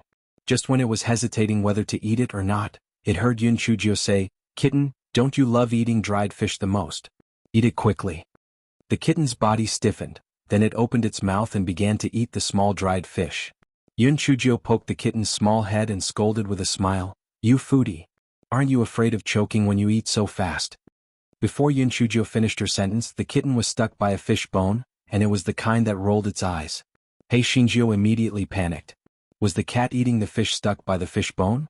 What should she do when she encountered such a difficult problem that only appeared once in 1,000 years? A thought flashed through his mind. He simply picked up the cat's tail and shook it crazily, hoping to get the fish bone out of the kitten's throat. The cat was dizzy from the swing, but fortunately the fish bone was successfully removed. The cat's eyes revealed a fierce look, but it soon disappeared. Hei Shinjio put it into the spirit beast bag with a drooping head. After Hei Shinjio put the cat away, she said to Di Biming and the other two, This cat hasn't been normal since it ate my rejuvenation pill. I don't know how long it will take for it to become stronger. Di Biming frowned slightly. Little Jiu, you are too indulgent with those idiots. If you were a little more strict with them, they wouldn't be so useless. The few animals in the spirit beast bag shivered when they heard a certain lord's words. This Jinx just couldn't stand to see them be good. They were always slanderous in front of Hei Xinjia's master. How could they be useless? Hei Shinjio felt that Di Biming's words made sense. Although these dumb cubs were still young, they were indeed a little weak. Therefore, Hei Shinjio released the few dumb cubs from the spirit beast pouch and said to them, There's nothing much to do these few days, you guys go out and hunt. It's a good opportunity to train your cold resistance and combat ability. The other silly cuties were fine, but Xiao Mogu could not withstand the cold. Hei Shinjio also knew that its situation was special, so she kept Xiao Mogu. Xiao Hanio was about to act cute and lazy, but when it saw a certain cold gaze, it immediately obediently rolled away like a ball and went hunting. Yun Chujio was not worried about the safety of the silly cuties. Although they were trash in Atlas mainland, they were not a problem here. When the dumb cubs were within Hei Xinjia's line of sight, they were quite harmonious. However, once they left Hei Xinjia's line of sight, they would not stop. Xiao Hanio looked at the dumb cubs arrogantly. There's a first-come, first-served basis. I'm your boss, so you have to listen to me when it comes to hunting. Xiao Hei and Xiao Hong nodded repeatedly. They had long been subdued by Xiao Hanio, so they were naturally very supportive. The little bastard stared with its round eyes and did not say anything. The cat cub's eyes revealed a trace of craftiness as it nodded its head. Xiao Hanio saw that these silly cuties were very obedient and immediately felt that it was great. It chose a direction and brought the silly cuties to hunt.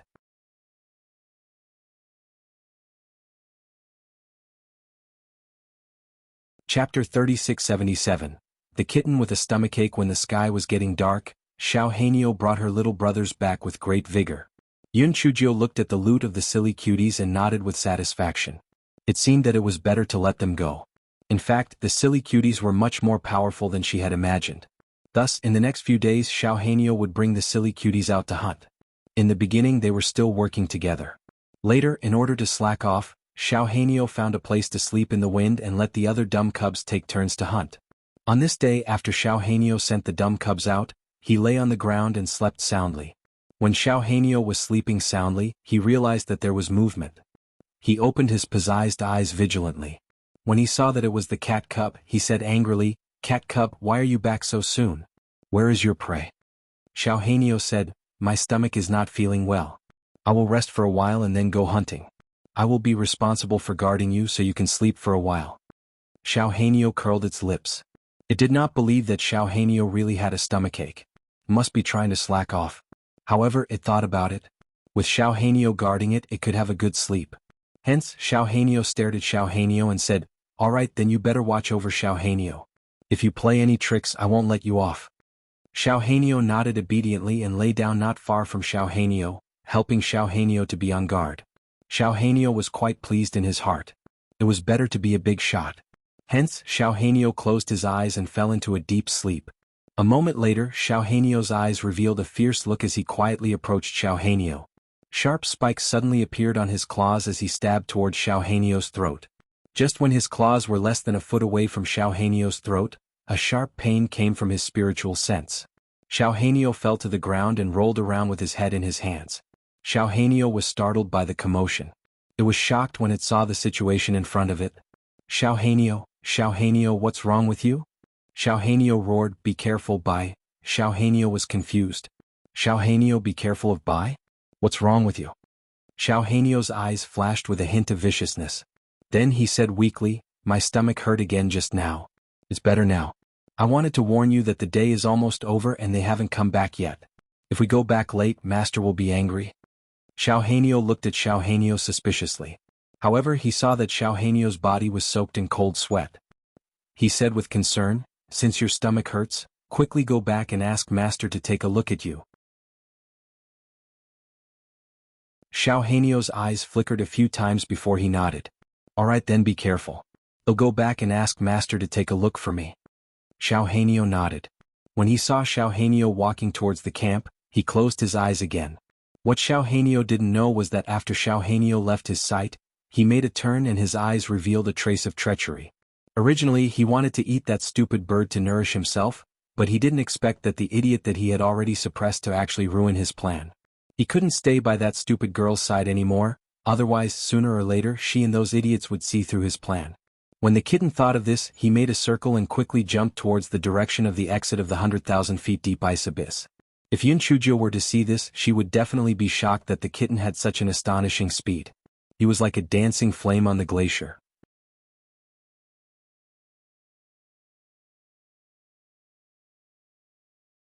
Chapter 3678. Light and dark. The cat cub sprinted all the way.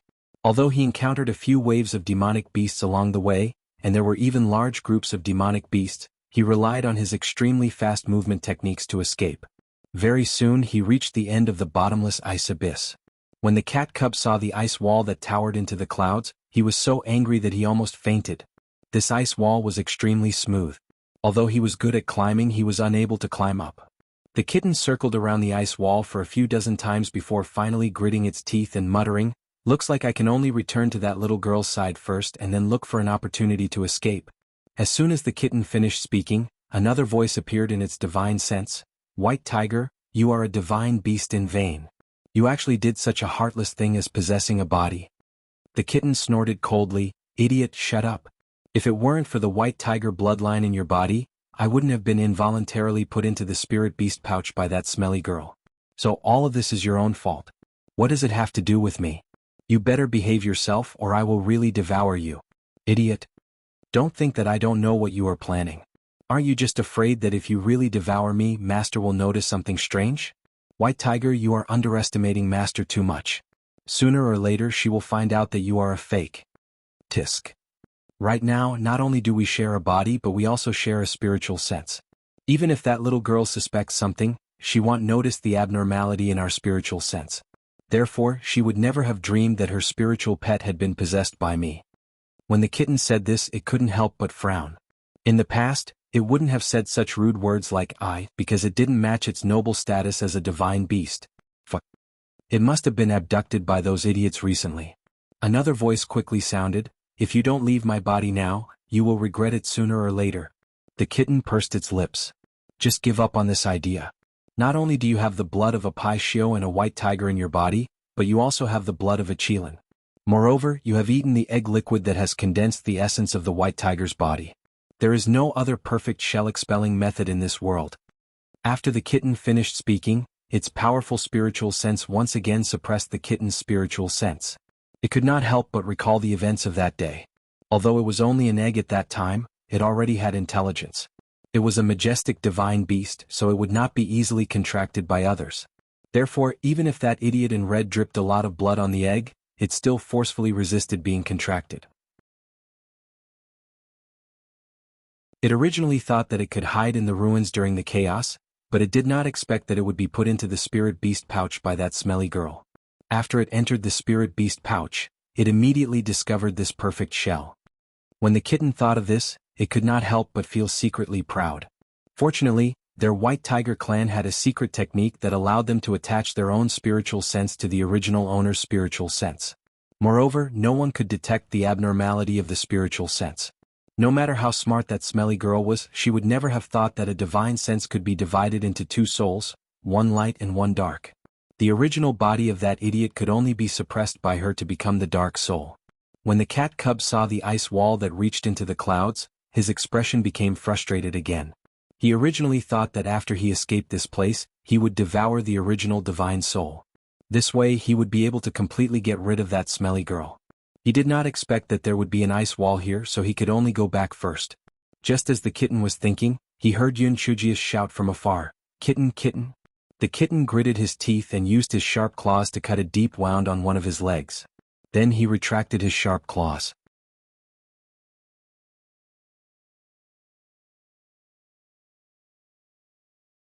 Chapter 3679, Framing Xiaohanyo. The kitten meowed a few times. When it saw Yun Chujia's figure, it limped towards He Xinjiu. Yun Chujio ran a few steps and picked the kitten up. When she saw the wound on its leg, her eyes immediately turned fierce. "Which blind monster hurt you? Go, master will avenge you." The kitten whimpered, "There's no need to look for it. It's a demon beast with long white fur. I've blinded its eyes. It probably won't be any better." When Yun Chujio heard the kitten's words, she patted its small head with relief. "Good job, kitten. Come, master will help you apply some medicine powder. You'll recover very soon." As Yun Chujio spoke, she took out some powder to stop the bleeding and sprinkled it on the kitten's leg. Then she tied it carefully with a white cloth. Finally, she tied it with a small bow. The kitten suddenly felt something that it had never felt before. It instinctively resisted this feeling. It rolled its eyes and began to complain. "Master, where is brother Xiaohanyo? That dumbass is waiting at the camp." "What's wrong?" Yun Chujio asked in confusion. The kitten said shyly, "Master, although it's wrong to complain, Xiaohanyo hasn't hunted for the past few days. It's all because of us. Moreover, my stomach is hurting today. It even forced me to hunt. Otherwise, I wouldn't have been chased here by that demonic beast. Master, I'm not saying this to let you punish brother Xiaohanyo. I just want to tell you the truth." Yun Chujio narrowed her eyes.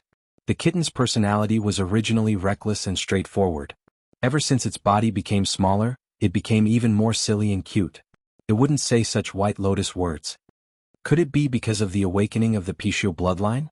Although many questions flashed through her mind, Yun Chujio put on an angry expression. "I know. Let's see how I'll deal with that dumbass when I get back." When the kitten heard Yun Chujio's words, a trace of pride flashed across its eyes. It was good that it stayed. It would be a good opportunity to sow discord between this stinky girl and those idiots. Perhaps it would have a chance to eat them. Yun Chujio put the kitten into the spiritual beast bag and returned to the camp. The little black bird was anxiously looking around, especially the little black bird. It was very regretful in its heart. If it had known earlier, it would have personally escorted the kitten back to the camp. Nothing must happen to it. Therefore, when it saw that Yun Chujio had returned, it immediately went up to greet her. "Master, where is the kitten? Have you found the kitten?" Yun Chujio kicked Xiaohanyo. "You dumbass. Say, have you been slacking off recently? You clearly know that the kitten has a stomachache, yet you still let it go hunting. You've really rebelled. From today onwards you'll be grounded."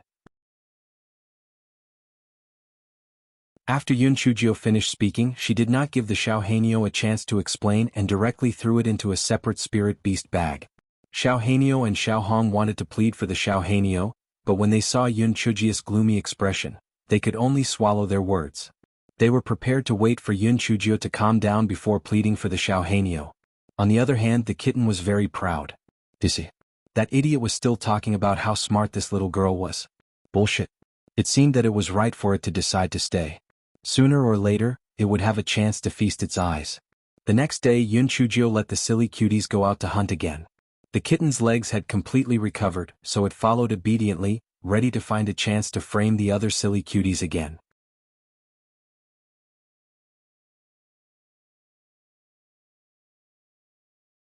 Chapter 3680 was like a beast after the silly cuties had left. Yun Chujio released Xiao Hanyo. Xiao Hanyo hugged Yun Chujio's legs with its short wings and began to howl. It howled with grievance. "Master, why didn't you give me a chance to explain? Although I was lazy, when I found out that the kitten had a stomachache, I told it to come back and ask you for medicinal pills. How did I force it to go hunting? Master, I am your first spiritual pet. We have been through life and death for so many years. You can't just love the new and hate the old. You can't just see the new smiling and not see the old crying." The corner of Shui Wuji and the other's eyes twitched. This Xiao Hanyo was as shameless as their master. Yun Chujio said with a gloomy face, "Tell me everything that happened yesterday." Xiao Hanyo immediately told her everything that happened yesterday, and then said, "Master, did the kitten complain to you? I found out that the kitten has been acting strange recently. It ate the white tiger eggs and complained. It's as if it has become a beast." Yun Chujio heard Xiao Hanyo's words and her heart was moved. It was as if it had become a beast. The small horn on her head was gone, and white fur started to appear on her body. She recalled Xiao Hanyo's words of "be careful of the white tiger." Yun Chujio went through everything that had happened recently. Then she had a guess. Could it be "be careful of the white tiger"? Why did the kitten say "be careful of the white tiger"? And why did it change its words later? Could it be that the kitten had been possessed by the white tiger? But that was not right. If the kitten had been possessed, the contract between them would be terminated. However, there was nothing unusual at the moment. Moreover, she could communicate with the kitten with her spiritual sense as usual. It did not look like a possession.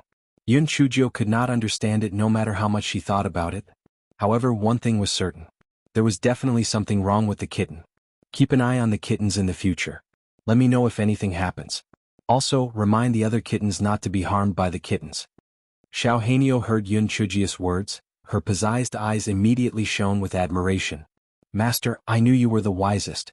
You would never accuse me wrongly. Don't worry, leave this matter to me. I will keep an eye on the kittens." Yun Chujio nodded. She was still very assured of Xiao Hanyo. Although Xiao Hanyo was not very capable, he was the most scheming. He was the most suitable spy. That night, Yun Chujio found a reason to relieve Xiao Hanyo of his confinement. The next day when they went out to hunt, Xiao Hanyo immediately teamed up with Xiao Hanyo and the rest to beat up Xiao Hanyo. "Kitten, did you fucking complain? Otherwise, why would Master punish me without distinguishing between right and wrong? Let me tell you, even if you act like a white lotus flower, don't even think about shaking my position in Master's heart. Master's most beloved spiritual pet can only be me." The kitten was beaten until its face was bruised and swollen. It was furious in its heart. "Fuck, if I wasn't afraid of being exposed, I wouldn't be able to kill all of you." However, since this ugly bird was very concerned about the stinky girl's attitude towards it, then I will think of a way to let that stinky girl only dote on me and anger these idiots to death. The more the kitten thought about it, the more it felt that this method was not bad. Not only could it vent its anger, but it could also be more beneficial for it to sow discord between these idiots and that stinky girl.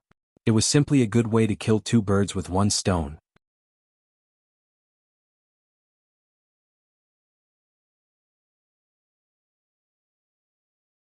Hence, from that night onwards the cat cub kept trying to gain Yun Chujio's favor. It even acted cute and acted coquettishly. It didn't even care about the integrity of the white tiger. Yun Chujio snorted in her heart, but on the surface she looked like she doted on the cat cub. From time to time she would even take out a few dried fish to reward the cat cub. The kitten looked at the dried fish with a face full of bitterness and hatred. It was a dignified white tiger, why would it care about this stupid thing? It was simply disgusting. However, it was afraid that it would be exposed, so it could only bite the bullet and pretend to be greedy. Unfortunately, it was stuck on the fish bone several times. Yun Chujio's details confirmed that there was something wrong with the kitten, but she still could not figure out what was going on. She was afraid of alerting the enemy, so she did not expose it and happily played along with the kitten. Yun Chujio was a little nervous. In such a short time she did not know if Tao Wu and the rest could give birth to a shell. Yun Chujio entered the formation and first put away the remnant souls of the ancient cultivators. Then she looked in the direction of Tao Wu. Tao Wu's remnant soul was much more solid than before, but it did not give birth to a body. Yun Chujio was already prepared for this, so she was not too surprised. She had just kept Tao Wu into the ancient jade bottle when she heard Meng Yanshou cry out in surprise. Yun Chujio followed its line of sight and saw a yellow puppy lying on the ground. Yun Chujio, don't tell me that this puppy is Qiongqi? Where is the beast that I promised? Where is the massacre that I promised? The puppy ran to Yun Chujio's side and hugged Yun Chujio's shoes with its two little paws. Little fairy, I can finally be by your side for a long time in the future. We can finally be in cahoots with each other. Let me ask you, are you surprised? Are you surprised? Hearing the puppy's words, Yun Chujio finally confirmed that this was the idiot Qiongqi. She really could not link the puppy in front of her with the majestic Qiongqi from before. What exactly happened? When Qiongqi saw that Yun Chujio did not say anything, he said to himself, Little fairy, aren't you too surprised? I'm also very surprised. Tao Wu did not create a physical body, I was the only one who succeeded. What does this mean? It means that I'm smarter than him. Yun Chujio could not be bothered to listen to Qiongqi's boasting anymore. She squeezed out a sentence from between her teeth, How did you become like this? Qiongqi was stunned at first, then he said proudly, This is how I can confuse others. No one would have thought that I, the dignified Qiongqi, would look like this. Am I very smart? Speak human language. Well, actually, my soul is not strong enough, so I can only give birth to this body for the time being, Qiongqi said with a guilty conscience. Yun Chujio looked at the little puppy with disdain, but no matter what, it was still a Qiongqi. Maybe it would be powerful in the future, so it was better to keep it first. Therefore, this guy's face suddenly smiled like a flower. Little Chi-Chi, master is teasing you. Come, let's make a contract first and then we can have a good talk. Qiongqi was suddenly favored so much that she immediately made a contract with He Xingjiu in a daze. Then she heard a new master say coldly, Buttface, you better behave yourself in the future or I won't forgive you. Buttface? Where was little Chi-Chi? Where was their mutual love?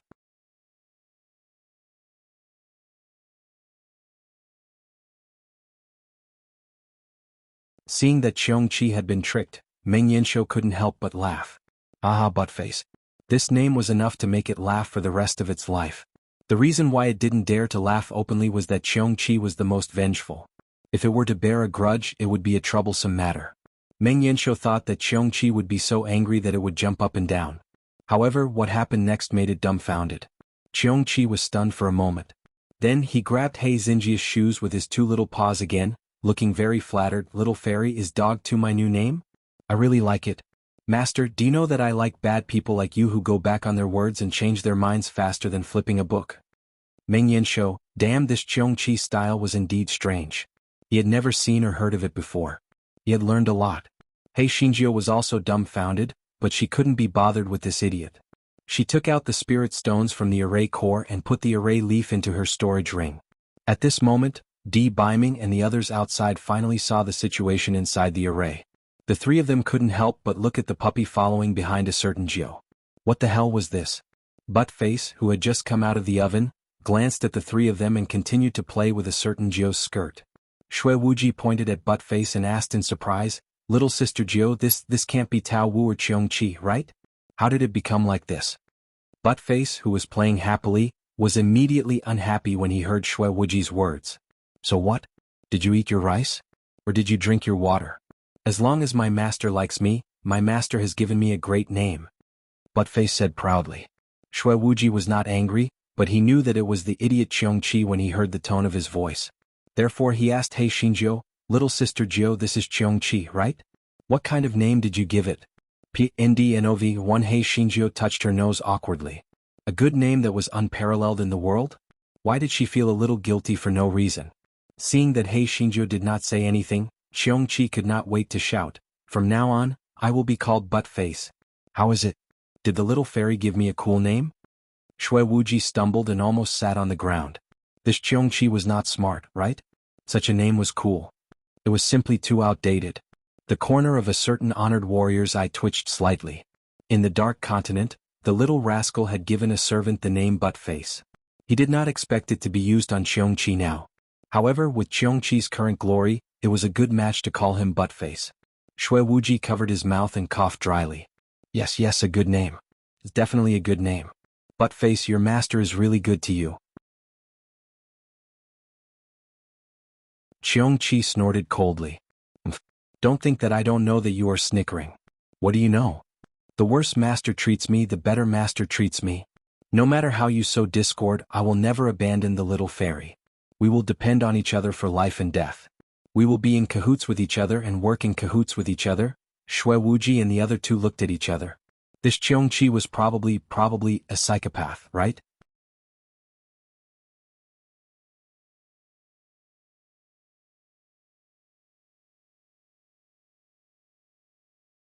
Buttface did not care what Shui Wuji and the other two were thinking. He showed his loyalty to He Xingjiu every day. "Little fairy, you are the worst person I have ever met.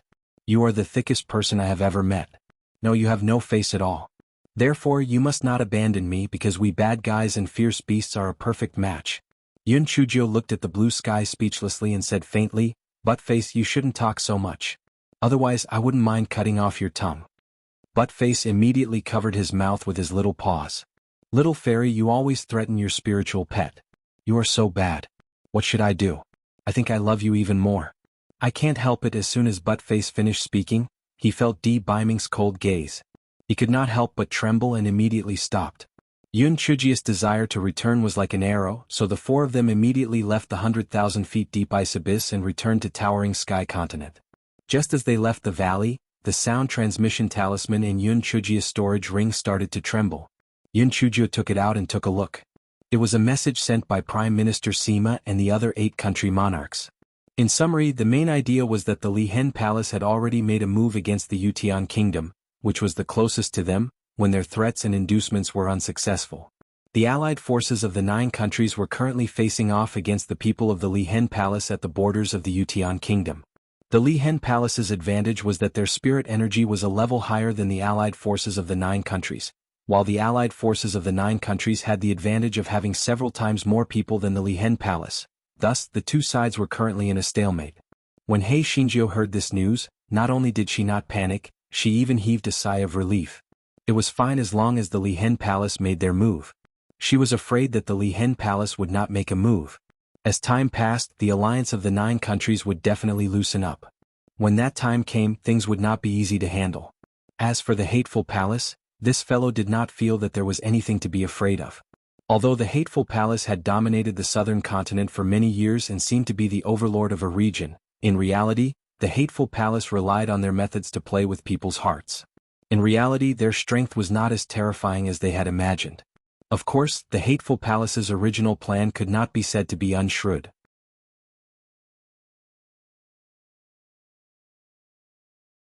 On one hand, they would use the imperial advisors of various countries to firmly control the public opinion of various countries, and they would become the second emperor of each countrypan DN0VE1CM. However, all of this had completely collapsed because of He Xingjiu, this variable. The imperial advisors of each country had already become street rats. The prestige that the Lihen Palace had accumulated for many years had been destroyed in an instant. In addition, the emperors of each country had long been fed up with the Lihen Palace's oppression. This battle, the Lihen Palace would lose without a doubt. However, it was only a matter of time.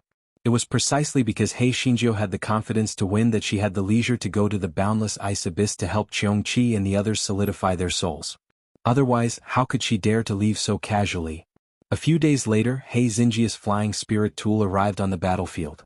Prime Minister Sima and the emperors of the 8 countries were both pleasantly surprised. They were currently in a stalemate.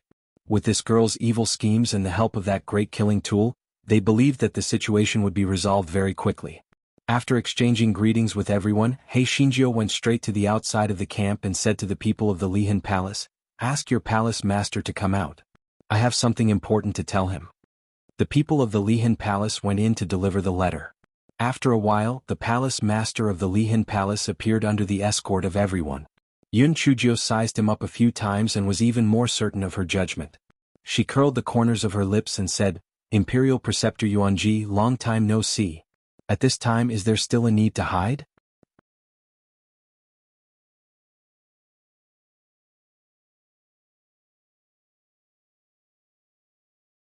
The palace master of the hateful palace waved his hand, and a mask appeared on his hand, revealing his true appearance. It was the former imperial preceptor of the East Feng Kingdom, Yuanji. Pandian 0VE1 Si Myun Chujio said with a smile, I don't have any business. I'm only giving you a few words of advice out of old feelings. Your hateful palace will suffer a crushing defeat sooner or later anyway, so why are you still here bitterly holding on? Since you are all from the northern continent, then obediently return to the northern continent. Don't you people miss your loved ones? Moreover, the spiritual qi in the northern continent is much denser than in the southern continent. Why must you suffer here? Yuan Ji's cold face finally showed some stiffness.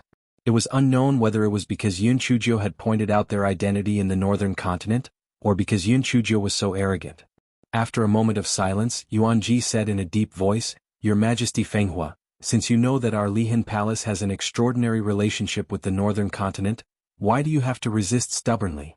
You should know that if we are really provoked, we will ask the northern continent for help. You people won't be able to handle it. When Emperor Jinglai and the others heard Yuan Ji's words, they couldn't help but show terrified expressions. The difference between the northern continent and the southern continent was like a ravine. If the Lihan Palace really asked the northern continent for help, would they be able to handle it? Just as they were panicking, they heard Yun Chuzhou laugh. Her laughter was filled with disdain and contempt. Your words are truly laughable. You are just trying to fool people who don't know the true situation of the northern continent. You are asking the northern continent for help? Your master is merely a faction of the northern continent. Even if his faction could be considered influential in the northern continent, once the news of your master coveting the southern continent spread, do you think that the other factions of the northern continent would let him have his way? Therefore it was best to think before threatening someone. Don't make it sound like a joke. Yuanji, you are a smart person. Although the spiritual power of your people from the Lihan Palace is not low, you will definitely lose this protracted battle. Since that is the case, why waste time, manpower, and material resources? If I were you, I would immediately seek instructions from your master.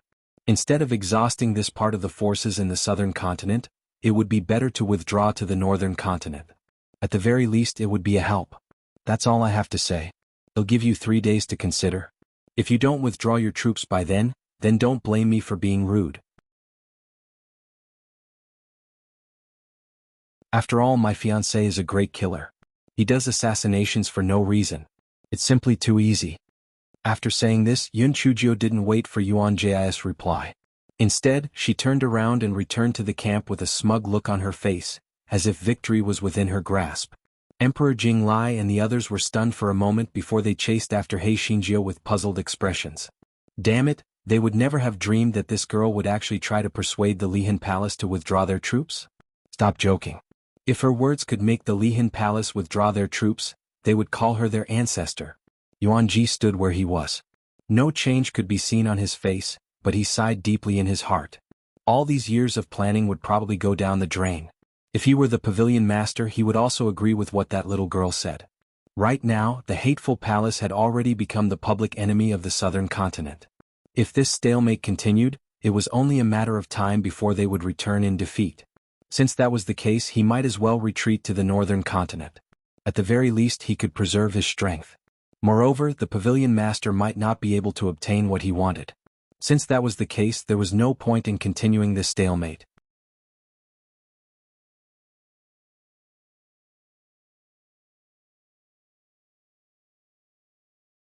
After Emperor Jinglai caught up with Yun Chuzhou, he followed her into the meeting tent. Yun Chuzhou took a few sips of tea before she slowly said, more or less. Emperor Jinglai couldn't hold it in any longer and said mockingly, Your Majesty Fenghua, I admit that you are indeed smarter than the rest of us, but am afraid that you are exaggerating this time. The Lihan Palace is coming at us menacingly, and their strength is not much weaker than ours. How could they withdraw their troops just because of your words? Emperor Shaoxian also agreed, that's right, this war is not a child's play. Moreover, the Lihan Palace has relations with the northern continent's forces. I'm afraid that this matter cannot be settled peacefully. Upon hearing Emperor Shaoxian mention the northern continent, the other monarchs also expressed their opinions. The main point was that the Lihan Palace would never withdraw their troops and would even seek help from the northern continent. This war would not end for a few more years. Yun Chuzhou did not interrupt until they were almost done talking. Then she smiled and said, How about this, let's make a bet. If the Lihan Palace agrees to withdraw their troops, the territory of the Lihan Palace will belong to our eastern Feng Kingdom. If the Lihan Palace does not agree to withdraw their troops, then after the Lihan Palace is taken down, our East Phoenix Kingdom will not participate in the distribution of the spoils of war. What do you think? Emperor Jinglai and the others were truly shocked when they heard Yun Chujio's words. They had never expected Yun Chujio to make such a bet. The stakes were too high. It would be fine if they won, but once they lost they would no longer have a share of the land of the Lihan Palace. The East Phoenix Kingdom would be above the 8 kingdoms in one move, which was equivalent to creating another Lihan Palace. Yun Chujio raised her eyebrows slightly. What? You don't dare to agree? Didn't you say that everything was in order just now? What about the Lihan Palace coming menacingly? What about the Lihan Palace asking the northern continent for help? Why don't you dare to answer now? It's not that my words are harsh, but you are also the rulers of a kingdom. Don't tell me that you don't have the courage? Or is it that you don't have confidence in your own judgment? Emperor Jinglai and the others were provoked by He Xinjiu, and they couldn't hold back any longer. They looked at each other and thought to themselves that it was impossible for the Lihan Palace to withdraw their troops. It was not bad for them to use this opportunity to make the East Phoenix Kingdom give up on the future division of their territory. Moreover, even if the Lihan Palace really withdrew, they would refuse to admit it. Would her country still be able to go against the 8 countries? Thus, Emperor Jinglai and the others agreed to Yun Chujio's bet. Yun Chujio said with curved brows and eyes, "Words have no basis. Prime Minister Sima, draft an alliance agreement immediately, in case someone refuses to admit their debt in the future." Prime Minister Sima was now blindly worshipping His Majesty, so he did not consider the consequences if His Majesty failed to make a bet. He immediately drafted an alliance agreement. Emperor Jinglai and the others had thought that it was just words. They did not expect Yun Chujio to actually draft an alliance agreement in a serious manner. However, the arrow was already on the bow, so they had no choice but to force themselves to seal it with the jade seals of various countries. Yun Chujio handed her own alliance agreement to a certain person and said with a smile, "Prince Charming, help me keep it. If anyone refuses to pay up in the future, you can take the alliance agreement and chop off their heads."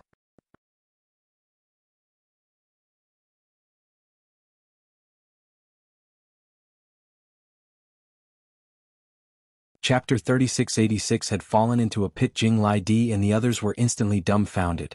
They had actually forgotten about the existence of this great killing weapon.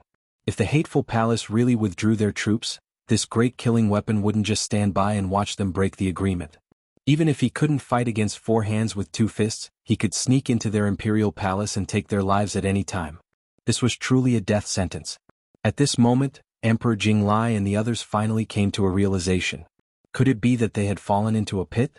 Emperor Jinglai and the others spent 3 days uneasily. They didn't eat well or sleep well, afraid of hearing the news that the Lihan Palace had withdrawn their troops. Speaking of which, they felt conflicted. On one hand, they were afraid that the Lihan Palace would withdraw their troops and lose the bet. On the other hand, they hoped that the Lihan Palace would withdraw their troops so that they could resume their daily lives and avoid the suffering of the soldiers. 3 days later, Yuan Ji and Empress Jiao met again. Yuan Ji's cold expression was somewhat bleak. "Your Majesty Fenghua, our Lihan Palace has agreed to leave the southern continent, but your 9 countries alliance army has to give us half a month to withdraw." Yun Chujio nodded. "Yes, no problem. In half a month we will take over the Lihan Palace. If there are still people from the Lihan Palace remaining, kill them without mercy." Yuan Ji looked deeply at Yun Chujio, not knowing if it was a threat or an admonition. "Your Majesty Fenghua, showing off might not be a good thing. Please think twice before you do anything." Yun Chujio was slightly taken aback, then she laughed. Her smile was bright and unrestrained. "I will also give you a piece of advice. A man chooses a wise ruler and a minister. A bird chooses a good tree to perch on. I will welcome you to join me at any time. Only by following me will you have a future." Yuan Ji's face stiffened.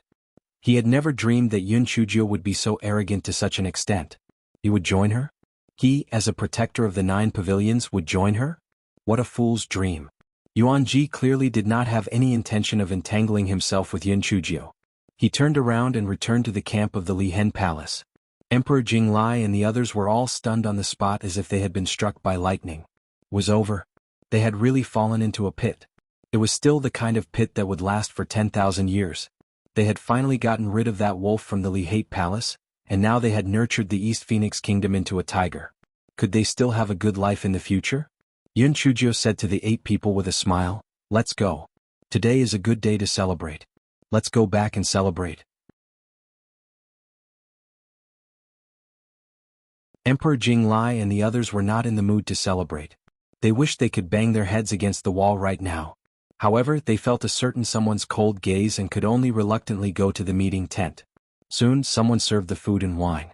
Emperor Jinglai and the others finally realized what was going on. Damn it, this meeting tent had always been set up in the East Phoenix country's camp. Why hadn't they noticed it before? This girl must have made up her mind a long time ago. She was truly insidious and cunning, shameless. After drinking a few cups of wine, Yin Chujio sighed. Sigh. I know that you are all cursing me in your hearts. It's nothing more than a despicable act of taking advantage of the situation, isn't it? Emperor Jinglai and the others revealed embarrassed expressions. They thought to themselves, at least you know your own limits. However, what was the use of this? Could it be that you could give up the territory of the hateful palace? Just as they were cursing in their hearts, they heard Yun Chujio say faintly, since all of you are unwilling, then the previous agreement will be nullified. Let's split the territory of the hateful palace equally.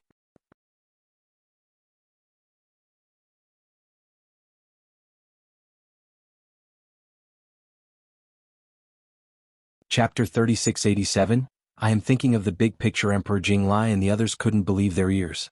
Had this little girl found her conscience? She was actually willing to give up the fat meat in her mouth? Yun Chujio seemed to have noticed the suspicion of the others. She immediately took out the alliance contract from her storage ring and tore it into pieces. The alliance contract has been broken. You should believe it now, right? It was only then that Emperor Jinglai and the others believed Yun Chujio's words. They were overjoyed and kept complimenting her, wishing that they could praise Yun Chujio like a flower. Prime Minister Sima, who was standing at the side, felt as if he had heard a dog's voice in his heart.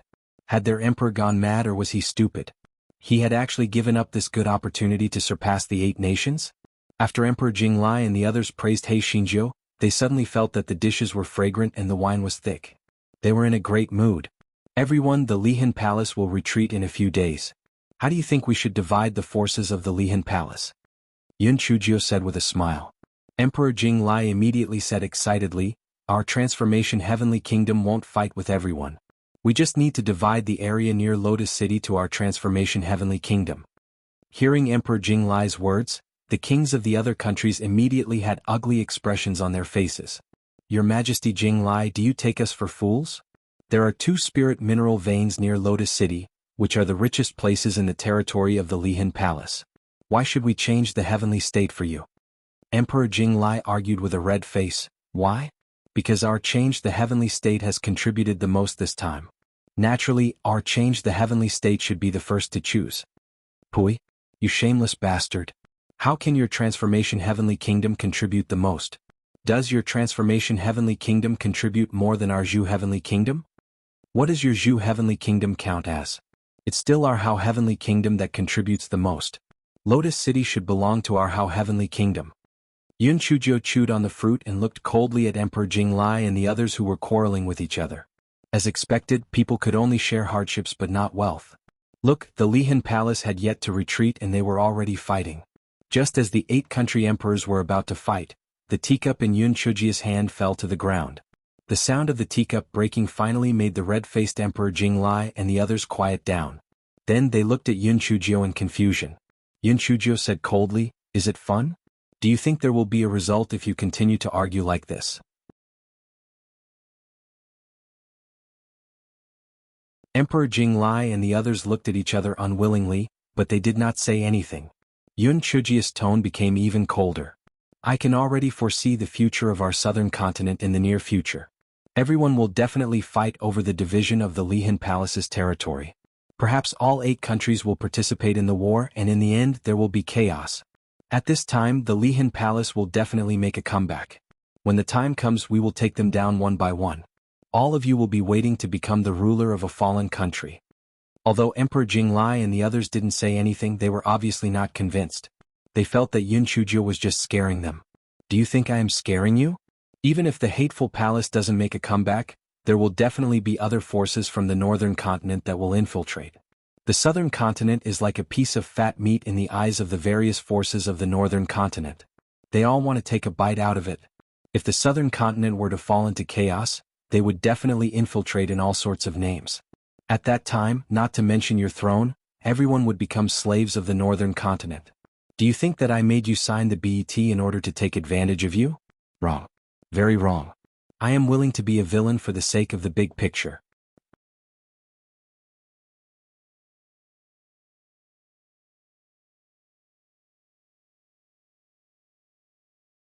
Chapter 3688 is what you think it is. Yun Chujiu glanced at Emperor Jinglai and the others before continuing. Only if our East Phoenix Kingdom is slightly stronger than you can we have the right to speak and maintain the peace of the 9 nations. You must think that in being hypocritical, but to you, power and the throne are extremely important. To me these are just fleeting memories. I've never cared about these things. I have always been a person who is indifferent to fame and fortune. Everyone, indifferent to fame and fortune? Don't you fucking feel your face ache when you say these words? Furthermore, this emperor can guarantee to all of you that the situation of the southern continent's 9 countries coexisting will not change. Your lives will not be any different from before. Moreover, if all of the spirit stone mines in your country that were originally controlled by the Lihen Palace are returned to you, our Eastern Phoenix Kingdom will not take a single cent. You can choose what you want to do. I will not force you. After all, I am a reasonable person. After Yun Chujiu finished speaking, she calmly looked at Emperor Jinglai and the others with a casual expression. If Emperor Jinglai and the others had not fallen out with each other at the beginning of the banquet, they would naturally have discussed it. However, now that they did not like each other, there was no need for them to discuss it. They could only make their own plans. They had to admit that what this girl said made some sense. If the territory of the Lihen Palace was not evenly divided, it would inevitably lead to war. The people of the northern continent might take advantage of the situation. According to what they had said earlier, handing over the territory of the Lihen Palace to the East Phoenix Kingdom could be considered a solution. After all, although this girl had a lot of bad intentions, she did not dare to risk the world's disapproval. She would really openly go against the 8 kingdoms. Moreover, she had taken the initiative to give up on the bet. If they were to take it seriously, they had no other choice. Thus, Emperor Jinglai and the others had stiff expressions on their faces. In the end, they agreed to give all of the territory of the Lihen Palace to the East Phoenix Kingdom. Xingjiu was not ecstatic. She only had a calm expression on her face as if she was trying to act pretentious. Emperor Jinglai and the others persisted for a while before they left.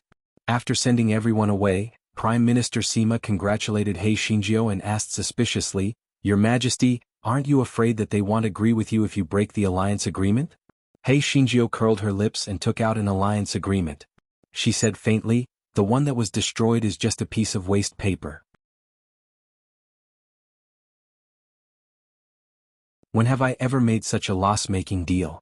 Prime Minister Sima, Your Majesty, what should we do next? The East Phoenix Kingdom and the Lihen Palace are separated by the Yutian Kingdom and the Yangtian Kingdom. I'm afraid that it will be a little inconvenient to govern them. Prime Minister Sima said while looking at the map. What's inconvenient about it? The East Phoenix Kingdom is in the middle of the 9 countries. It's the best place to develop and do business. As for the territory of the Lihen Palace, let's make it the capital of the towering Sky Empire. Prime Minister Sima's old eyes widened. He could not believe his ears. The towering Sky Empire? Your Majesty, you. What do you mean? What you think I mean? Xingjiu curled her lips. Let's not settle the title first. Let's take over the territory of the Lihen Palace first. Since Emperor Jinglai and the others had already taken a step back, they would take a second and a third step back. They had been enslaved by the Lihen Palace for so many years and had endured it. This showed that they were very timid and would agree with this emperor's idea. Moreover, setting up the towering Sky Empire isn't like taking away their throne. It's just making them vassal states. It's not a big deal. Go ahead and do it.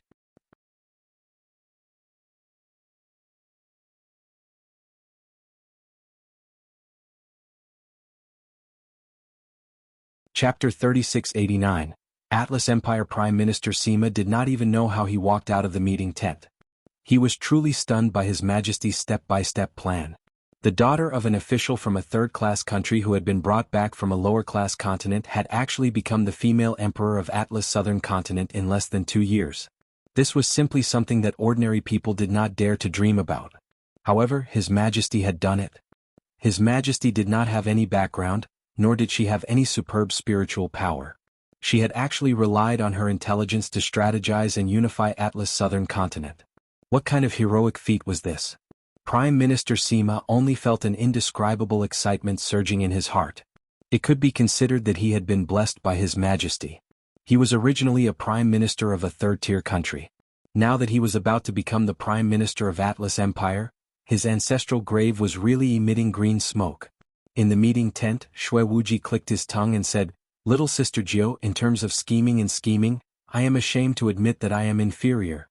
Your ability to play with people's hearts is something that I will never be able to learn in my next life." Yun Chujio glanced at him. "Brother Wuji, why do I feel that you are mocking me instead of complimenting me?" Shui Wuji laughed out loud. "I am most likely influenced by Buttface. Even when I say good things, I say bad things." Yun Chujio pursed her lips. She was also very helpless. Her spiritual power was insufficient, so she could only gather her intelligence.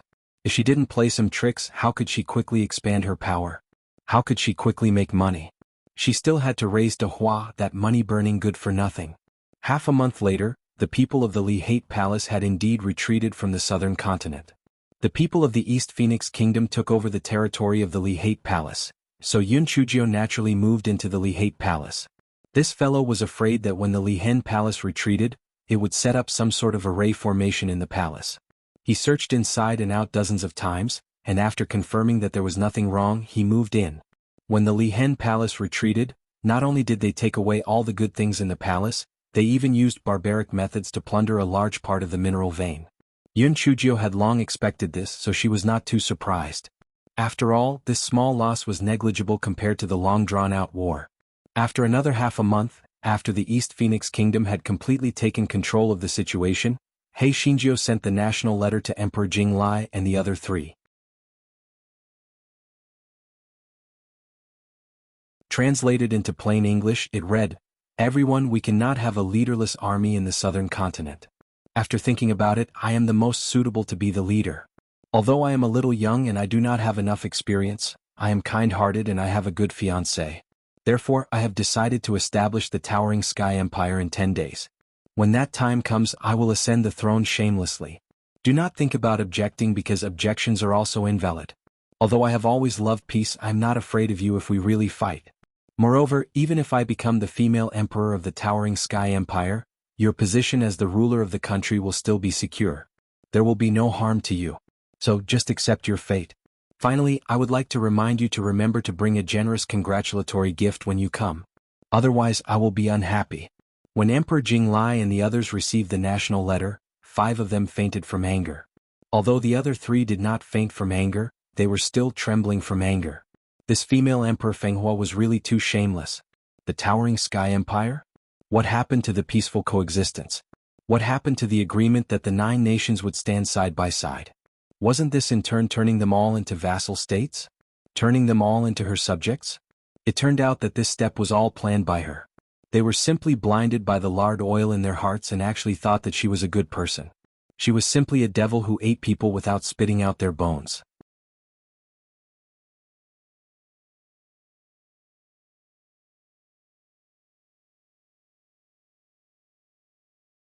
Chapter 3690. The coronation ceremony. Although Jinglai Emperor and the others were furious, they had no choice but to accept it in the end. So what if they didn't accept it? Was there really going to be a war? They were used to being at ease. If they hadn't been forced to do so last time, they wouldn't have rebelled against the Li Hen Palace. Therefore, during the coronation ceremony, Jinglai Emperor and the others eagerly brought expensive gifts to pay their respects.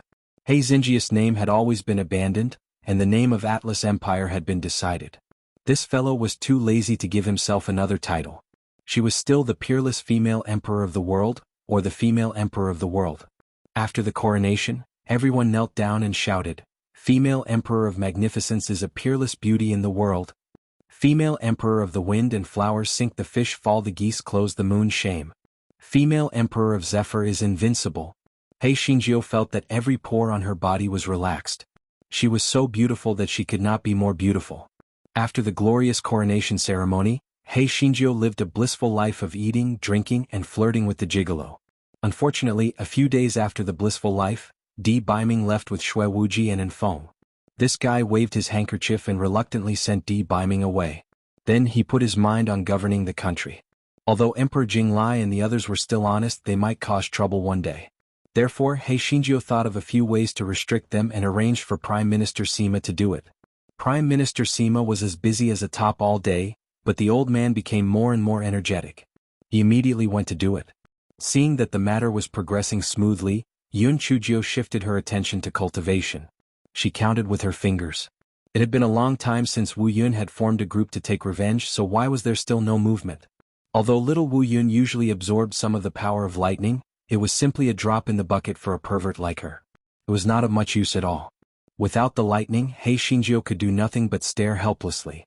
She had no choice but to get people to collect formulas for refining pills and talismans and spend the whole day in the imperial palace.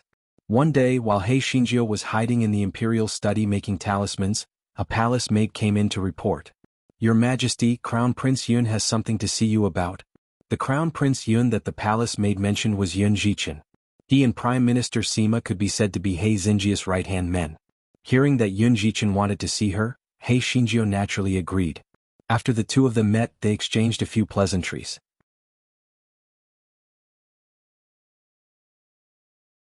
In private, the two of them still addressed each other as brother and sister. Yun Jichen went straight to the point and explained the reason for his visit.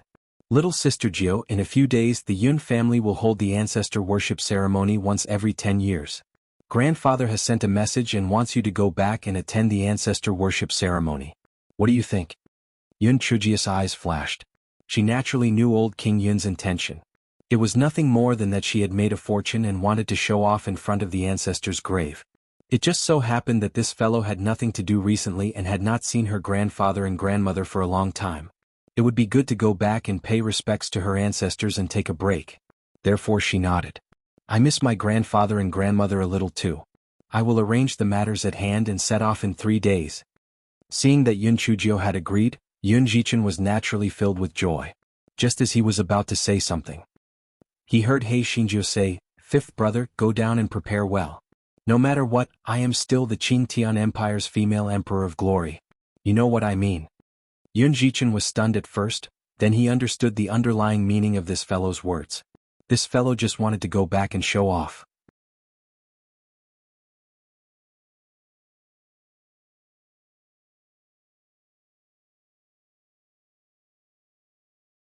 Chapter 3691. Ancestor Worship Ceremony. 10 days later, Empress Jio and her entourage's flying spirit tools arrived in An City. Although Yun Chujio had repeatedly sent letters to old King Yun and the old princess consort to move to the capital of Qingtian Empire, the old lattice homeland was hard to leave and she had always stayed in the old King Yun's mansion. On the other hand, the other few houses of the Yun family had basically moved to the capital of a first-class country. This time they had all returned. The imperial residence of King Yun was once again bustling with noise and excitement. At this moment, everyone was waiting respectfully for Yun Chujio outside An City. After all, today was different from the past. Even if they were relatives, their statuses were as different as clouds and mud. They were afraid that Yun Chujio would be dissatisfied with them. Everyone looked at the several flying spirit tools that were approaching from afar and could not help but sigh in their hearts. Who would have thought that the little girl from back then would suddenly become the female emperor of the towering Sky Empire? This was something that no one would have ever dreamed of. The flying spirit tools that the guards were riding on landed first, isolating the surrounding commoners who were watching the show. Then there were more than a dozen beautiful palace maids were lined up on both sides, laying a snow-white carpet on the ground. At this moment, the most luxurious flying spirit tool finally landed on the ground. Hei Shinjio got down from the flying spirit tool and slowly walked towards the crowd. Today, Empress Jio was wearing a red dress that was as bright as fire, which increased her aura. The crowd couldn't help but kneel down and kowtow to her. Yun Chujio didn't stop her. Sometimes being too friendly wasn't necessarily a good thing. When it was time to establish one's authority, one still had to establish one's authority. Of course, this fellow didn't go so far as to ask old Duke Yun and old consort Yun to bow to her. She had already asked someone to support the two elders to the side. After bowing, Hei Shinjio said a few polite words. Then she hopped over to the old consort's side and held her arm. She said playfully, "Grandmother, do you miss little Jio?" The old consort really couldn't connect the dignified female emperor from before with this little girl who looked like a monkey. She was stunned for a moment before she said with a smile, "Of course, grandmother misses you. Let's go. Grandmother has prepared a lot of your favorite food for you." A group of people escorted Hei Shinjio to the Cloud King's mansion.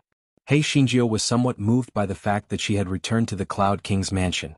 When she first entered the Cloud King's mansion, it could be said that she was treading on thin ice.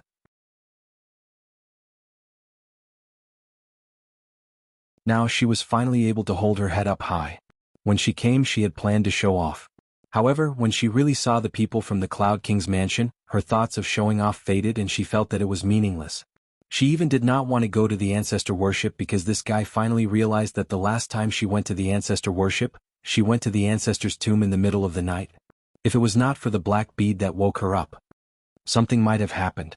However, in the end, this guy still went to the floating Cloud Mountain's ancestor's tomb to worship the ancestor reluctantly because of old Duke Yun and old consort Yun. Hei Xingjiu comforted herself. This time, not only did she have a high level of spiritual power, but she also brought a lot of guards with her. It should not be the same problem as last time. Moreover, she was determined not to stay over. She did not believe that there would be any problems in broad daylight. After the members of the Yun family arrived at the Yun family's ancestral tomb, an elder from the family clan began to host the ancestral worship ceremony.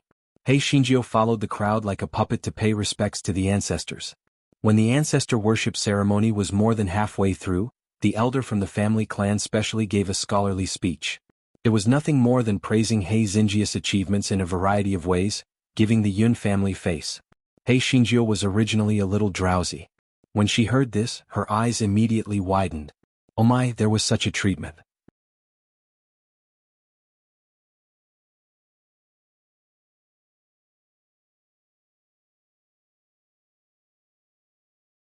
Chapter 3692 stayed in the manner it had to be said that the person who wrote this toast was not bad. Every sentence had reached Hei Xingjiu's heart. Hei Xingjiu was simply too beautiful. At the end of the ancestor worship ceremony, this fellow was still somewhat unsatisfied. He wished that he could let people recite that toast 10 or 8 times more. At this time, the sky was already turning dark. According to the old King Yun and the old consort, they would naturally go to the manor for a night. However, Hei Xingjiu lied and said that she had something important to do, so she had to hurry back. When the old King Yun and the old consort heard this, they could only decide to return overnight. When the Yun family had just left the ancestral mausoleum a few miles away, a group of people came from afar. The leader was Yun Fengde, whom Yun Chujiu had met previously. He was also the son of the leader of the Yun family who was in charge of guarding the mausoleum. Yun Fengde hurried to the front. He had a puzzled look on his face. Patriarch, are you leaving? Don't you always have to stay at the manor? Why are you in a hurry to leave this time? But when I received you last time, was there anything that wasn't done well enough? Old Duke Yun's face was somewhat embarrassed. He explained, Fengde, you're thinking too much. It's just that little Jiu has something to deal with. You also know that she is now the ruler of the towering Sky Empire, so she naturally has a lot of things to deal with, so we plan to leave overnight. Although old Duke Yun's words were an explanation, it was not difficult to hear that there was a hint of pride in his words. There was a kind of pride that the Yun family had in having a daughter who had just grown up. Yun Fengde seemed to have only noticed Yun Chujiu in the crowd at this time. He hurriedly knelt down and saluted, Greetings, Your Majesty. I didn't know that Your Majesty was here, so I have neglected you. Please forgive me, Your Majesty. Yun Chujiu blinked her eyes. This person was lying through his teeth. Zhuangzi was so close to the ancestral tomb. How could he not know that she had come with him to worship the ancestors? If he had not been paying attention to the situation here, how could he have rushed over when they had just left a few miles away? However, the rules of the Yun family were also quite strange. The Yun family members who were responsible for guarding the tomb were not allowed to participate in the worship of the ancestors. It was simply unbelievable. Although several thoughts flashed through Yun Chujiu's mind, she did not show it on her face. She said calmly, Those who don't know won't be blamed. Get up. Yun Fengde then stood up and said, Your Majesty, it's difficult to walk through the dense forest at night. Why don't we go to the village to rest for a night?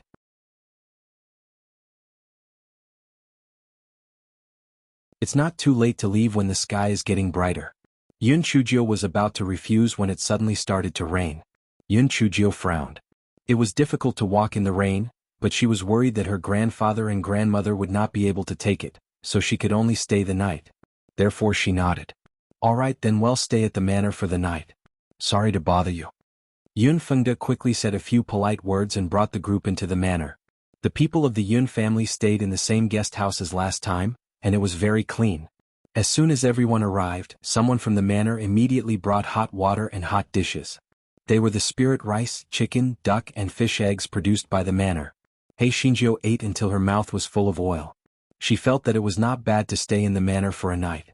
At most, she would not sleep tonight. What could happen? After dinner, everyone washed up and rested. Hei Shinjio was arranged to stay in a separate room. In order to resist sleepiness, Hei Shinjio released Buttface to relieve her boredom. After all, this guy looked like a yellow puppy. No one would think that he was an amazing spiritual beast.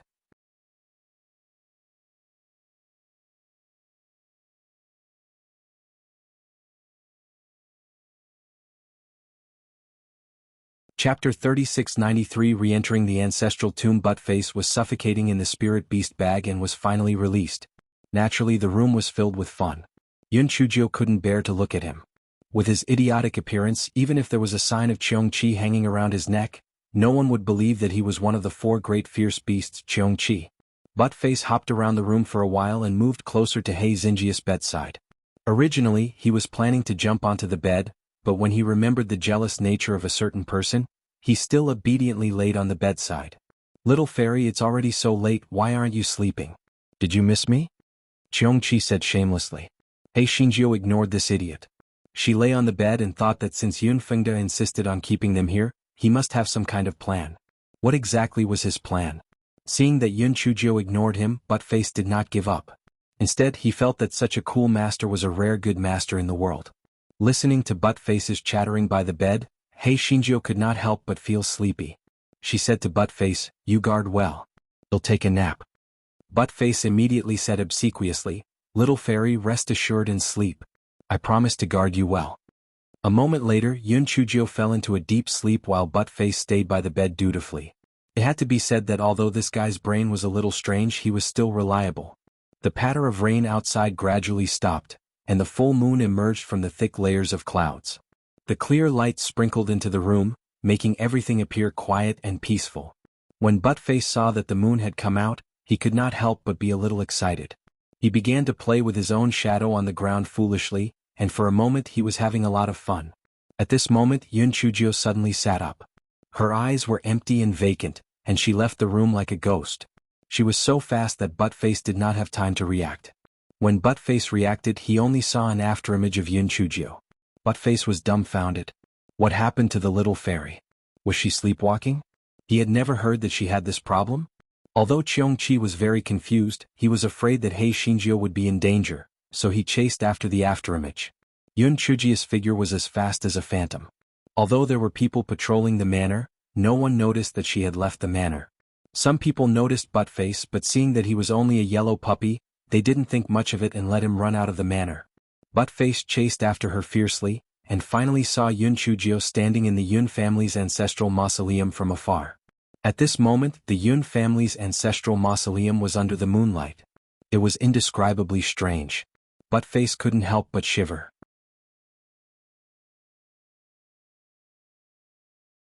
He felt that there was something unusual about this place. Buttface kept calling Yun Chujio with his spiritual sense, but it was completely useless. Buttface thought that since it was like this, he would just bite the little fairy. If she was in pain, it might be better. Therefore, Buttface pounced toward Hei Shinjio. When he got close to Hei Shinjio, he jumped up and bit her hand. Ouch! Yun Chujio screamed and looked at the situation in front of her in a daze. "Little fairy, you're finally awake. You scared me to death. Why are you sleepwalking all of a sudden?" Buttface nagged. Yun Chujio didn't answer Buttface. Instead, she said in horror, "Let's go. Let's leave this place quickly." Buttface also felt that this place was very strange, so he quickly followed Yun Chujio out of the ancestral tomb.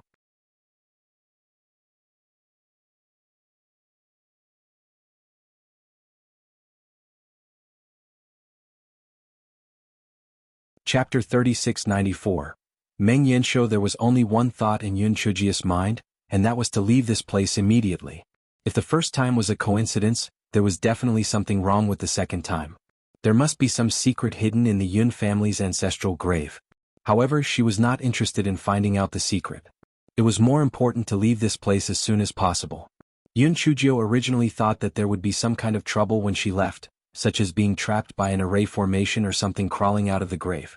However, none of the strange things that she imagined happened. She and Buttface had successfully arrived near the manor. Although the guards had discovered them, they did not dare to ask too much. They obediently let them go and led her into the manor. Yun Chujio returned to her room, still in shock. Buttface, who was usually talkative, had also calmed down. After a moment, Buttface could not help but ask, "Little fairy, what happened just now?" Yun Chujio shook her head. "I don't know what happened either. I have no memory of what happened just now, and I've had such an incident before." Buttface's interest was piqued. He asked Yun Chujio to tell him about what happened last time. After hearing that, he wagged his tail and said, "This thing is quite strange. Why does it feel like something that pervert did?" Yun Chujio knew that the pervert that Buttface was referring to was Meng Yanshou. Her heart skipped a beat. Needless to say, this situation was really similar to how Meng Yanshou controlled humans. She immediately released Meng Yanshou. Meng Yanshou had already learned about what was happening outside from Xiao Hanio's mouth. As soon as it was released, it glared at Buttface and cursed him in its heart. "Damn it, you are the pervert, your family is all perverts. Besides, what does this little fairy being possessed have to do with him? He actually made him the scapegoat." It was really detestable. Although Meng Yanshou hated Buttface in his heart, he only dared to glare at him a few times. After all, Buttface was a fierce beast. If he recovered his strength in the future, it would be terrible for him to take revenge on Meng Yanshou. When Yun Chujio saw Meng Yanshou's appearance, she knew that Meng Yanshou had a general understanding of the situation. She asked, "Curly hair, what do you think?" Meng Yanshou said unhappily, "What can I think? I'm not your spiritual pet. I can see what's happening outside with your spiritual sense. I'm just a poor little thing that I picked up." Yun Chujio, why did these words sound so sour? Buttface, who was at the side, rolled around laughing. "Ah, ah, little fairy, it's jealous. It's jealous of me. It must be jealous because it thinks that curly hair doesn't sound as good as Buttface."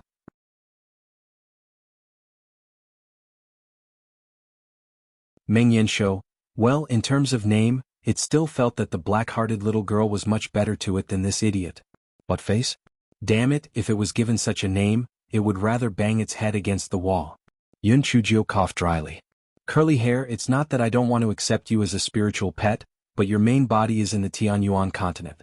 Right now, I still have no way to break the 10,000-year black iron chain on your body. Don't worry, when the time is right, I will definitely save your main body and let you be my spiritual pet." Meng Yanshou snorted coldly. "Humph, I don't care about spiritual pets or spiritual pets. I just feel that Buttface has wronged me. What does this have to do with me? Why did he throw the blame on my head?" Yun Chujio was too lazy to expose him. She said, "Curly hair, we are not suspecting you. We just think that you are knowledgeable, so we want to ask your opinion."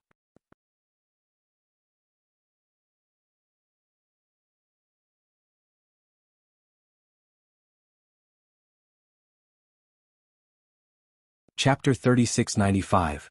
The Mystery of the Ancestral Grave. When the nightmare beast heard Yun Chujio's words, its mouth immediately split open and it said smugly, "So that's how it is.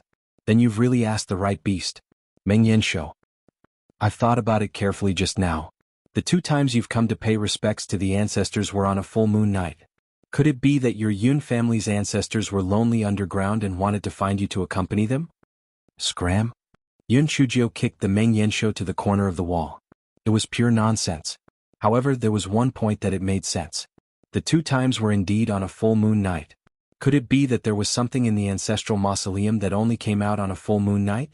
How did that thing control her? One thing was certain.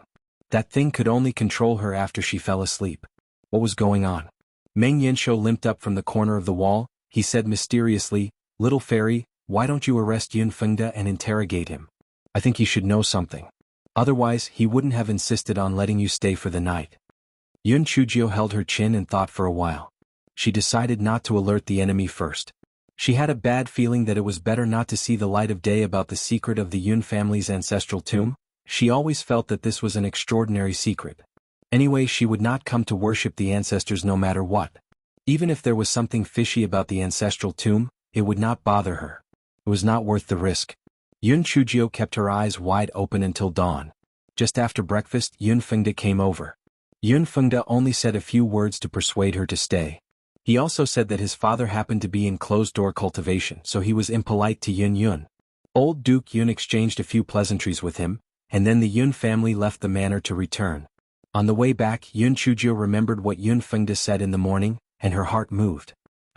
Why was Yun Fengde's father in closed-door cultivation when they came here twice? Wasn't it too much of a coincidence?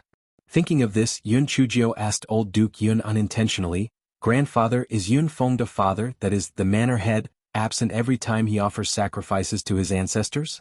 Old Duke Yun frowned and thought for a moment, not really. I can see him sometimes but I haven't seen him most of the time. Yun Chujia's heart moved again, then when can I see him? I'm really curious. Why haven't I seen him these 2 times? Old Duke Yun couldn't help but laugh. I guess he happened to be in closed-door cultivation. I might see him next time. The old consort at the side laughed and said, speaking of which, I realized that he doesn't seem to be around when we arrive at the 15th.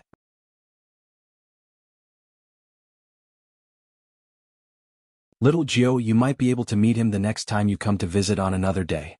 Yun Chujiao smiled and replied a few sentences, but she was shocked in her heart. It seemed that what happened in the ancestral tomb was most likely related to that manor head. It was just that she did not know what role he played in it. Thinking about it carefully, there were many strange things about the Yun family's ancestral mausoleum. They had sent a branch to guard the mausoleum, but they were not allowed to participate in the ancestral worship. Moreover, all these strange things only happened to her. Yun Chujiao thought about it for a long time, but she could not come up with any clues. She decided not to think about it anymore. After all, she would never go to that damn place again.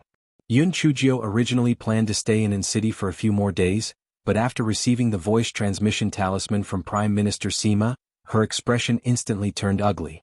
A moment later, she hid the strange expression on her face and found an excuse to bid farewell to old King Yun and the old princess consort. Although old King Yun and the old princess consort were reluctant to part, they knew that their granddaughter was now carrying a heavy burden on her shoulders, so they could only leave in tears. You're tuning in to the Han Li's Wuxia Chronicles YouTube channel. We're so grateful for your support and don't forget to subscribe to join us on this incredible journey through captivating stories. Your generosity through donations truly makes a world of difference, as it's the primary source of revenue that allows me to expand and enhance this channel for you. Thank you from the bottom of my heart for being a part of this adventure.